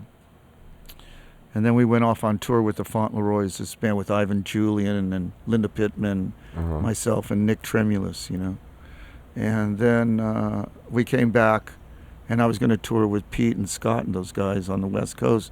We had like 2 months, I think, of a touring. And we were going to go from Seattle all the way down, up, and all the way back, and start on a record. Mm-hmm. Where Bill Rieflin was drumming then, Amazing band, and fucking just writing great songs. And then I started to get these brain seizures, I just kind of start to go into this psychedelic kind of weird, I'd start to say things that were funny but kind of crazy and surreal and just not myself. Interesting. And then it happened at a gig Oh, really? where I was walking. We got into the gig. It was sold out in Portland, and we walked up the stairs. And I suddenly I tugged on Nancy. She was walking in front of me. I tugged on her. I said, "I don't think I can play in front of all these people." Yeah. And she said, "You've played in front of thousands of people. Right. You're fine." And I walked up, and I went into the dressing room, and I sat down, and suddenly it started to happen. And Scott and Pete and those guys had just gotten off stage, the -5, Right. and they had killed, and the crowd was crazy and ready to go. And suddenly I started saying all this crazy stuff, about Portland and about David Grohl. For some reason, he came in the conversation, and like all this strange stuff. And they took me to the emergency room. That was the third time it had happened. Yeah. So the next day, after they didn't find anything, but more people were asking about the hurricane. I remember, right? We told them about it. Nancy told them about it. So then we got back. We took a day off. We canceled one gig, and then we got back in the van, and we were going to drive down. I got a call from Pete, and Pete said, "We're going to cancel the tour." He goes, "I don't want you to go through this, and I don't want what happened to Bill Berry to happen to you." So, we lost a lot of money or whatever, but and the tour was doing really well. I think a lot of the shows were already sold out and stuff. Yeah. And then took me, I don't know, we got all these tests at some of the best doctors in the Berkeley area, in the Bay Area, and they couldn't find anything, But they're consistently becoming more interested in the hurricane. Right, so they're kind of saying, on they're keying in on, like, this stress. might have something to do with it. Is this a common symptom of post-traumatic stress disorder, or is this some real unusual I'm not sure. shit? I think it affects everyone in different ways, Yeah. so I'm not sure. But so then I found my Tibetan doctor again, Dr. Diki. Yeah. And then she was in Berkeley, and I said, let me just call her on a whim. I think we'd seen every doctor already. Nobody could find anything. And we went and saw her. She made room for us. We went and saw her. And she says, you've exhausted your adrenal gland completely, and you have PTSD. And so what's the remedy for that? She goes, you like need to sleep for 3 months, basically. Right, just total like rest and healing. And I couldn't do it. Yeah. I fucking had to make up money for the loss on the tour. I had musicians to pay, road managers to pay, vans to pay. So we went back to work again, And then we started to get help. We went to a therapist and we started to get help, and that helped a lot. At least we knew what we had and what we were dealing with, So how did yours manifest? I became more hypervigilant and sensory sensitive, and it was like the very first show that Alejandro had played once we got back. I went to sound check, and it was like I had never been to a rock show before. The sound of everything hit me, and I was like, whoa, okay, what is this? And I think too, I work in film and television, so I'm used to troubleshooting a lot. Usually I'm head of the department, and that got shot into overdrive too. So I had to learn just how to turn everything down, and slowly it started to get better. But I think it was a conscious effort too, of just being aware and, okay, well, how do I use this now for good, not make it a disabling type. So the hurricane was in September on our honeymoon in Mexico, right? Yeah.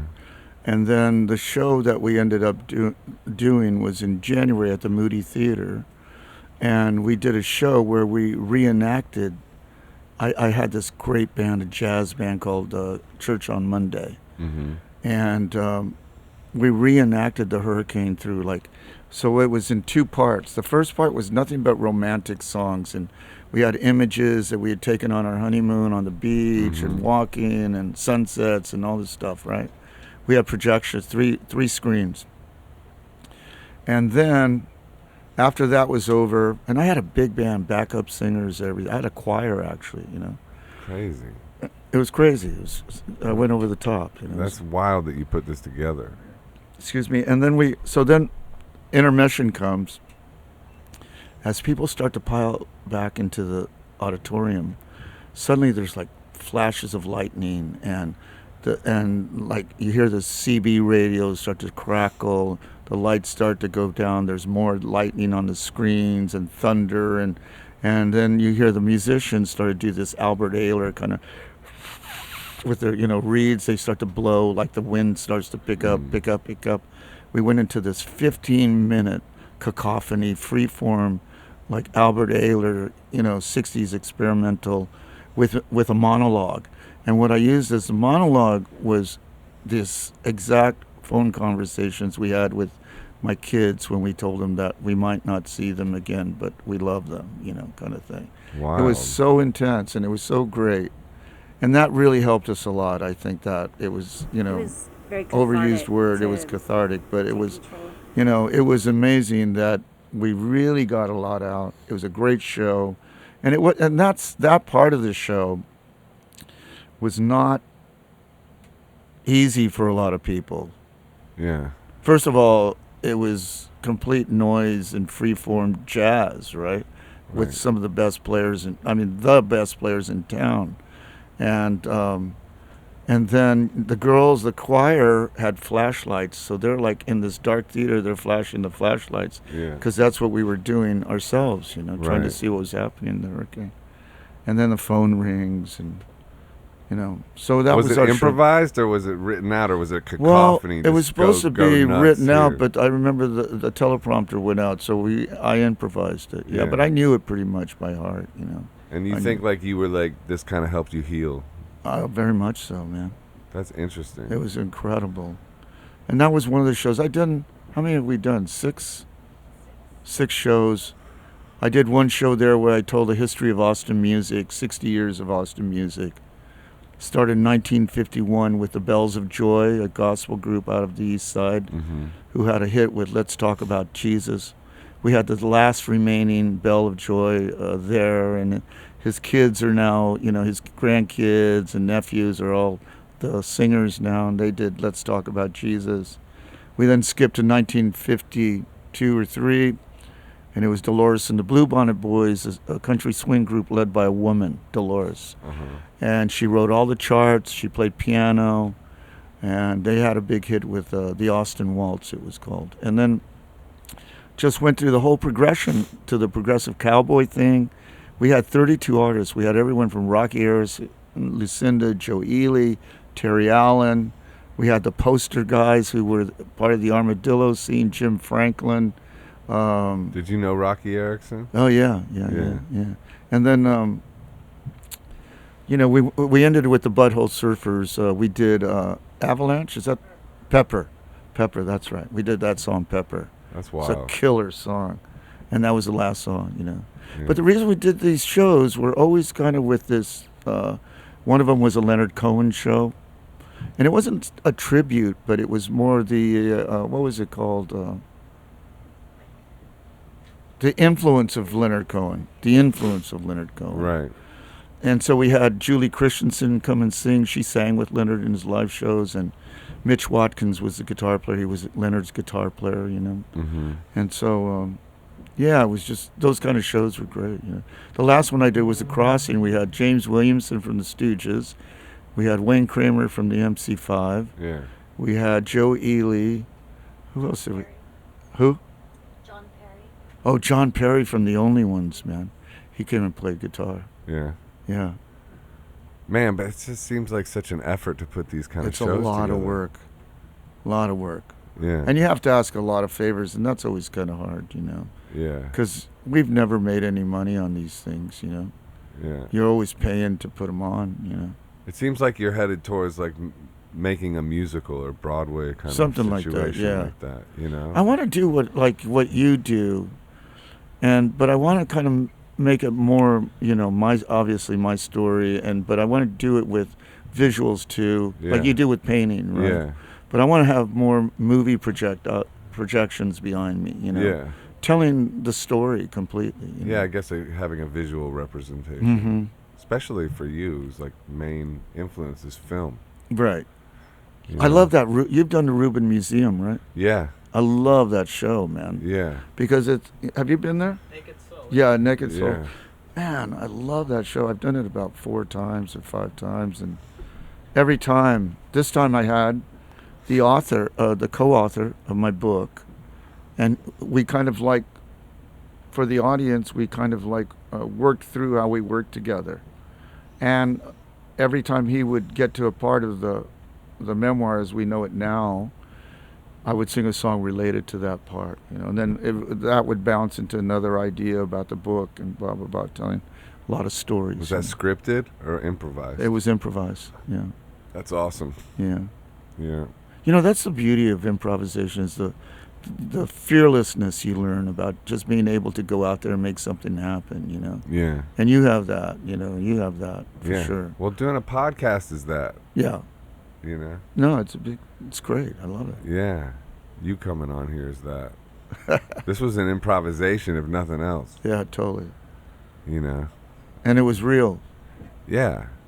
I love the interaction between you guys. I know that's probably. I think the next time, if you don't mind, let me do the questions, and I'm going to ask both of you questions, and that will be the podcast. I'm not interested. Huh? I'm not interested.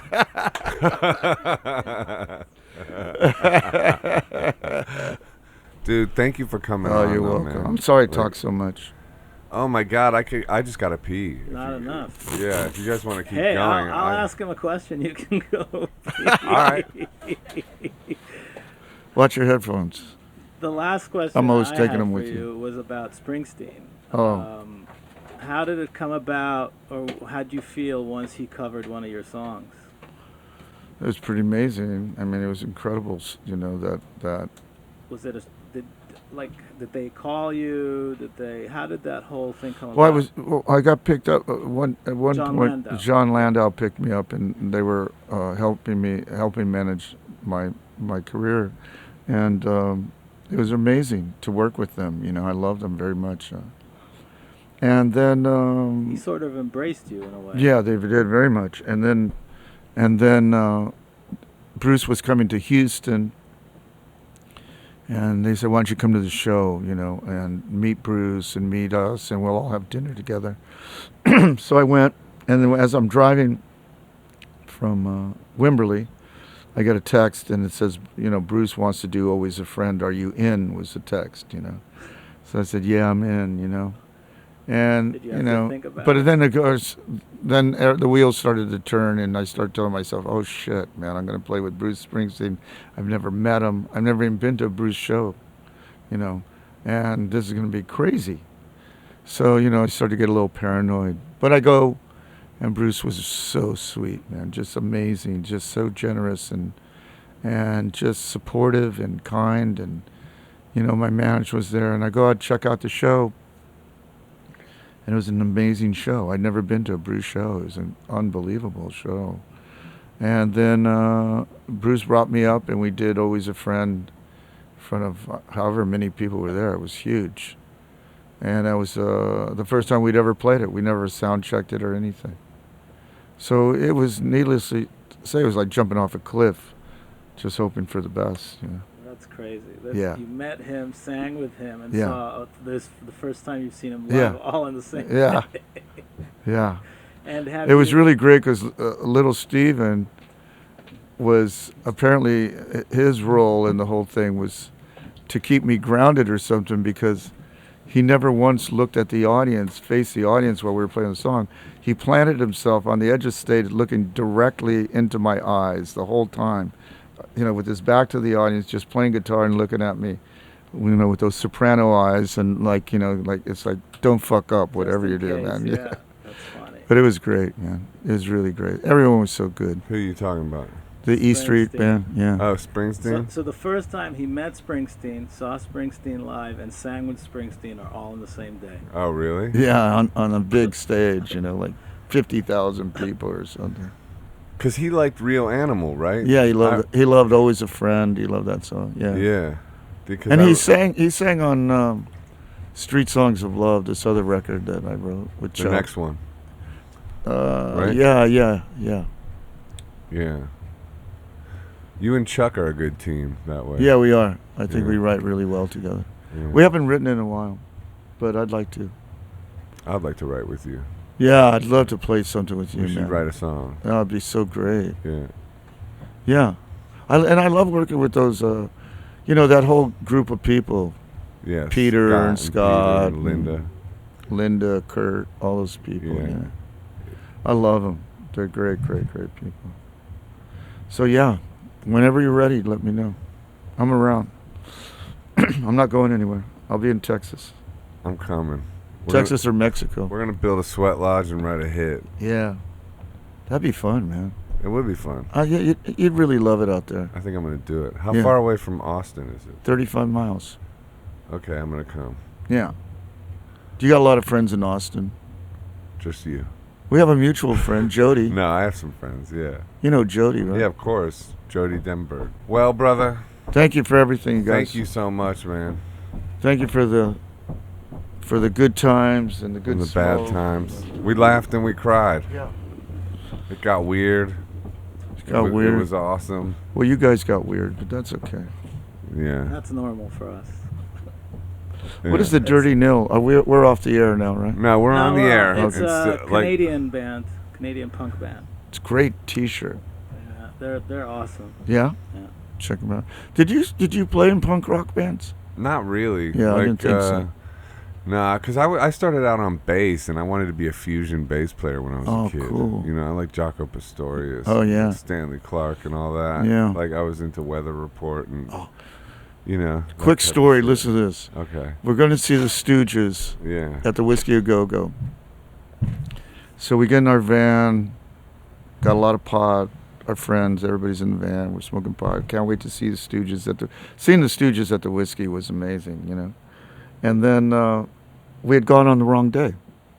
So we look up at the marquee, and this weather report is playing. I go, who the fuck At is the Whiskey? At the Whiskey A Go Go. That's fucking weird. And so I go, who the fuck is weather report? But let's go. We're here. You know, we drove 40 miles to get there. Go inside. Mind's completely blown. Mm-hmm. I mean, it was the real weather report, you know, all the original guys, and they were just on fire, man. And it was a good education. You know? Even though we didn't get to see the Stooges, we probably, you know, saw a cooler band in a way. Joe Zawinul. Zawinul. I almost got to work with him. Yeah. He was doing a record on boxing, a boxer, and my father was a prize fighter. Really? Yeah, and so like he wanted me to write lyrics for his thing, you know. Just never happened, never got together. Why not? I don't know. I was living here in New York, I think, at the time. Your dad boxed? Did you box? I had to do Golden Gloves and stuff like that. You know, I didn't get that high in the ranks. I hated boxing. Yeah. Yeah. I love watching it, but I don't like getting hit. Yeah, I don't like getting hit either. Yeah. I'm not that into it. No, I'm not that into it. I've been doing it. I really don't like to hit spar them. sometimes, Yeah. but, you know, it's fun. Like, the sport of it is super fun. It's beautiful. It's incredible, but, yeah, the whole, you can't get around the getting hit thing or hitting, you know? And it's kind of like, I'm not into it, man. that part is... I think, you know, working the bags and doing road work and Yeah, stuff it's is fun. great. It's Yeah. amazing. But The sport of it's so fun, though. Yeah. It's like, it's too bad our skulls aren't, like, more, I don't know, tough. did you see the documentary on Freddie Roach? No. You know Freddie Roach, the trainer? Yeah, of course. Yeah. I just watched Tyson Fury's fight. Oh, you did? Yeah. Yeah. He won, but he got a crazy cut on his eye. Oh, did he? Yeah, like crazy. Like it's like. You know, Oh, really? Yeah, and the guy that he fought did good. Like Frazier got cut? no, Tyson Fury got Oh, cut. Tyson, yeah. Yeah. Last night. Wow. They just fought last night. Did they? Yeah. How's this Fury guy? He's great? He's great. Yeah. Yeah, and then he fought Deontay Wilder, and they had that draw. Oh. You know, that's I the heard heavyweight something, yeah. division. You know, but My brother was a good boxer. they're My about oldest to brother. rematch. Yeah. Have you ever seen the movie Fat City? No. Oh. John Huston directed it. It's a Leonard Gardner book, and it's a story about down and out boxers in the Sacramento Valley in the 60s or 70s, Really? I think. 70s. Called Fat City. Yeah, Chris Christopherson did the soundtrack. Interesting. And your brother was good. My brother was good, yeah. Did he go pro or anything? No. But he was a good boxer. He's big. He's tall like you. You know, he's a big guy. Yeah. He's good. My dad was a good boxer. We got to go? In the next few minutes. Oh, yeah. What time are we leaving? We've been here a long time. Yeah, it's Dude, we've almost been 3 hours. 3 hours. Yeah, you're. Oh, shit. Yeah. Just give us one word of wisdom, and we'll let you go. I think Final, Final. final words. Famous final words. I read a great quote from you that was, "I still believe music is powerful enough to change the world." Oh, yeah. I always want to believe that. Yeah. You know, I grew up in that generation that believed it. You know, I don't know what the generations feel since then, but I know that music has a way to heal. Pete Seeger told me that once. I got to, play that. Did you play that festival he had? Which one? The one about the river, Clean the River project kind Up of in the thing. Hudson. No. Yeah, it's a Green River, I believe. I don't know the name of it. Anyway, we were talking, and he says, music will save the world. Music and artists will save the world, And I believe that. Why?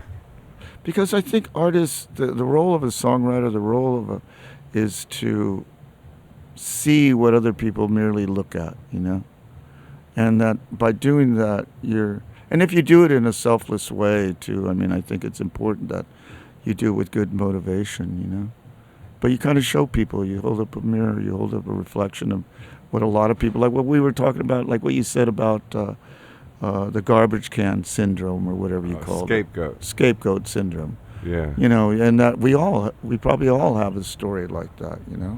Which is something I never thought about because like what you were talking about was I did take it very personally. Right. So in my selfish way, I didn't think about other people. I was just merely thinking about myself. Yeah. Have you ever heard of the 4 agreements? Yeah, I don't know anything about it. Well, though. one of them is don't take anything personally. Yeah. And never make assumptions. Yeah. Well, that's Always do your best. That's great advice. And be impeccable with your word. Yeah. It's kind of like the Sufis say the same thing. Yeah, probably. Yeah. Sounds about right. And Buddhist text also tells you, right mind, right, sound, right heart, That's what I love about the mantras because it kind of like I'm force feeding my brain in that direction. You know what I mean? Mhm. Like I'm making sure that I guide it towards a positive result. Because left to its own devices, the brain goes into all kinds of It's bullshit. so true, dude. right? Yeah. It's what you were talking about. Very wise because, like what you were talking about, like carrying that stuff with you just creates a block, right? Yeah, and of you course. live in that world. Then you're living in a memory. Exactly. And you're there alone. It's a ghost town. It's not vital. But it's also This is vital. Like being here now is vital, and to the degree that you could be here now is to the degree that you're not affected by. But it is the a traumas of process your that you have to past. work through too, right? So Of like course, yeah. But that's for like, me, I'm at like songwriting was always about going to that place. For some reason, it was the easiest. Probably because that's all that it was kind of consuming, But those thoughts and that thing was where I would always go to write songs, That room. right. That room of guilt. Yeah. And that room of shame, that room was always where I first went to write songs. Yeah. The So really no one bought my records. the as a lonely result. the lonely room. They're the records you put on when you want everyone to leave the party, Yeah. But you were exercising the pain, just like with the hurricane. There's beauty in that. It's like the emotional hurricane. The actual hurricane was a reflection of the emotional hurricane. Yeah, there was a lot of ma- that kind of stuff. Maybe if you believe in that kind of manifestation. I think that the disease, hepatitis C, was brought on definitely because liver's where you put where all the guilt stored, the anger, So yeah, I had a lot of that. Yeah. Not as much, but now. But you worked through it. Trying. Yeah, man. Congratulations. Thank you, brother. Thank you, man. Well, man, you were wonderful. Thanks a lot. I Yeah. loved it. I had a great time. I love you, brother. I love you too, man. Yeah, man. And we'll do something together. I would like to. Yeah. Yeah. Yeah, man. I like the way you approached the solo thing last night. Thanks. It was great. I feel rejuvenated in it. Good. Like great it's, at that, it's man. weird. You go through all these different, phases and bands and situations, and then for me, it's come back around to like, you know what? I'm digging playing with these loops again. Like, Yeah. it feels new and fresh to me Yeah, again. Like, because good. for a long time, you get into these attitudinal problems Yeah. with writing and music, where those kind of things can block you. You know, Mhm. or maybe you're just evolving and shifting. Yeah. But You know, like last night playing, I played it with the electric guitar just super I loud, love- fuzzed out. Yeah. Right? And that was so much fun. It was man. great. It was Oh, rocking. Fuck, I just loved it, you know? Yeah. And that turned me on again. Like, I feel like, oh, yeah, this is fun. Let's see where we can go from here, you know? kind of, Right. you know? I want to make a record with a lot of feedback. Like, Yeah. almost orchestrate the feedback, you know? Yeah, do you know that freak out pedal? Dude. The one that you have? By Digitech. Oh, no, I don't know it. Oh my God, you're gonna fucking love it. Oh, I want to get It's it. like, yeah. dude, it's like a couple $100, maybe $100 or something. Oh, like wow. somewhere in between that. It's not crazy expensive, and it gives you feedback, controlled feedback. Like when you press it, like it'll feedback the guitar, but like in you can pick it to be a third, a fifth, a seventh, wow. an octave up, an octave down. And it's beautiful. So you It's can like, layer those two when you dude, record? even clean fucking guitar has like Oh, cool. beautiful feedback, like almost like an Ebo, like you know that Yeah, Moog yeah. guitar. Yeah. It kind of creates that, and then Wow. like lead wise too, you can get into gnarly shit like where it just it sustains forever. Wow. Dude, you got to get it. I love You're it. gonna gonna if love you're it. talking about doing something with lots of feedback, Yeah. this is like a feedback pedal that's like controlled feedback that sounds rad. I'm in. I'm in. It just, and you can do it in latch mode. And you're too. going to send me the link. Oh, you already sent me the link to the. Ho'oponopono? No. That, well, that. I gotta send you that. No, too. the looper. Yeah, and you were gonna send. Oh yeah, I'll do that. And Yeah, what the am I looper. sending you?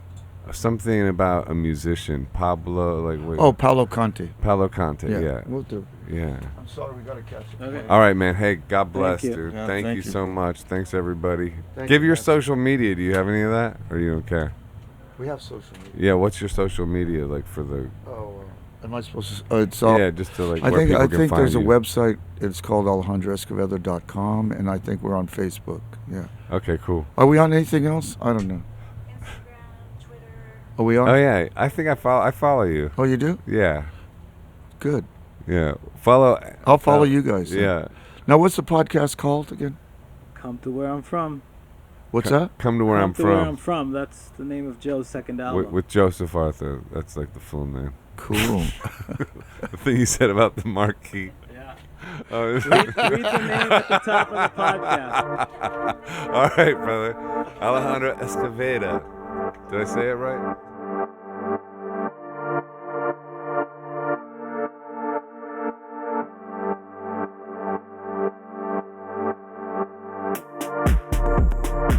Hi, this is Joseph Arthur. Thanks for checking out Come to Where I'm From. Please support us on Patreon, patreon.com/come to where I'm from. We are an independent podcast, and any contributions you can make are greatly appreciated.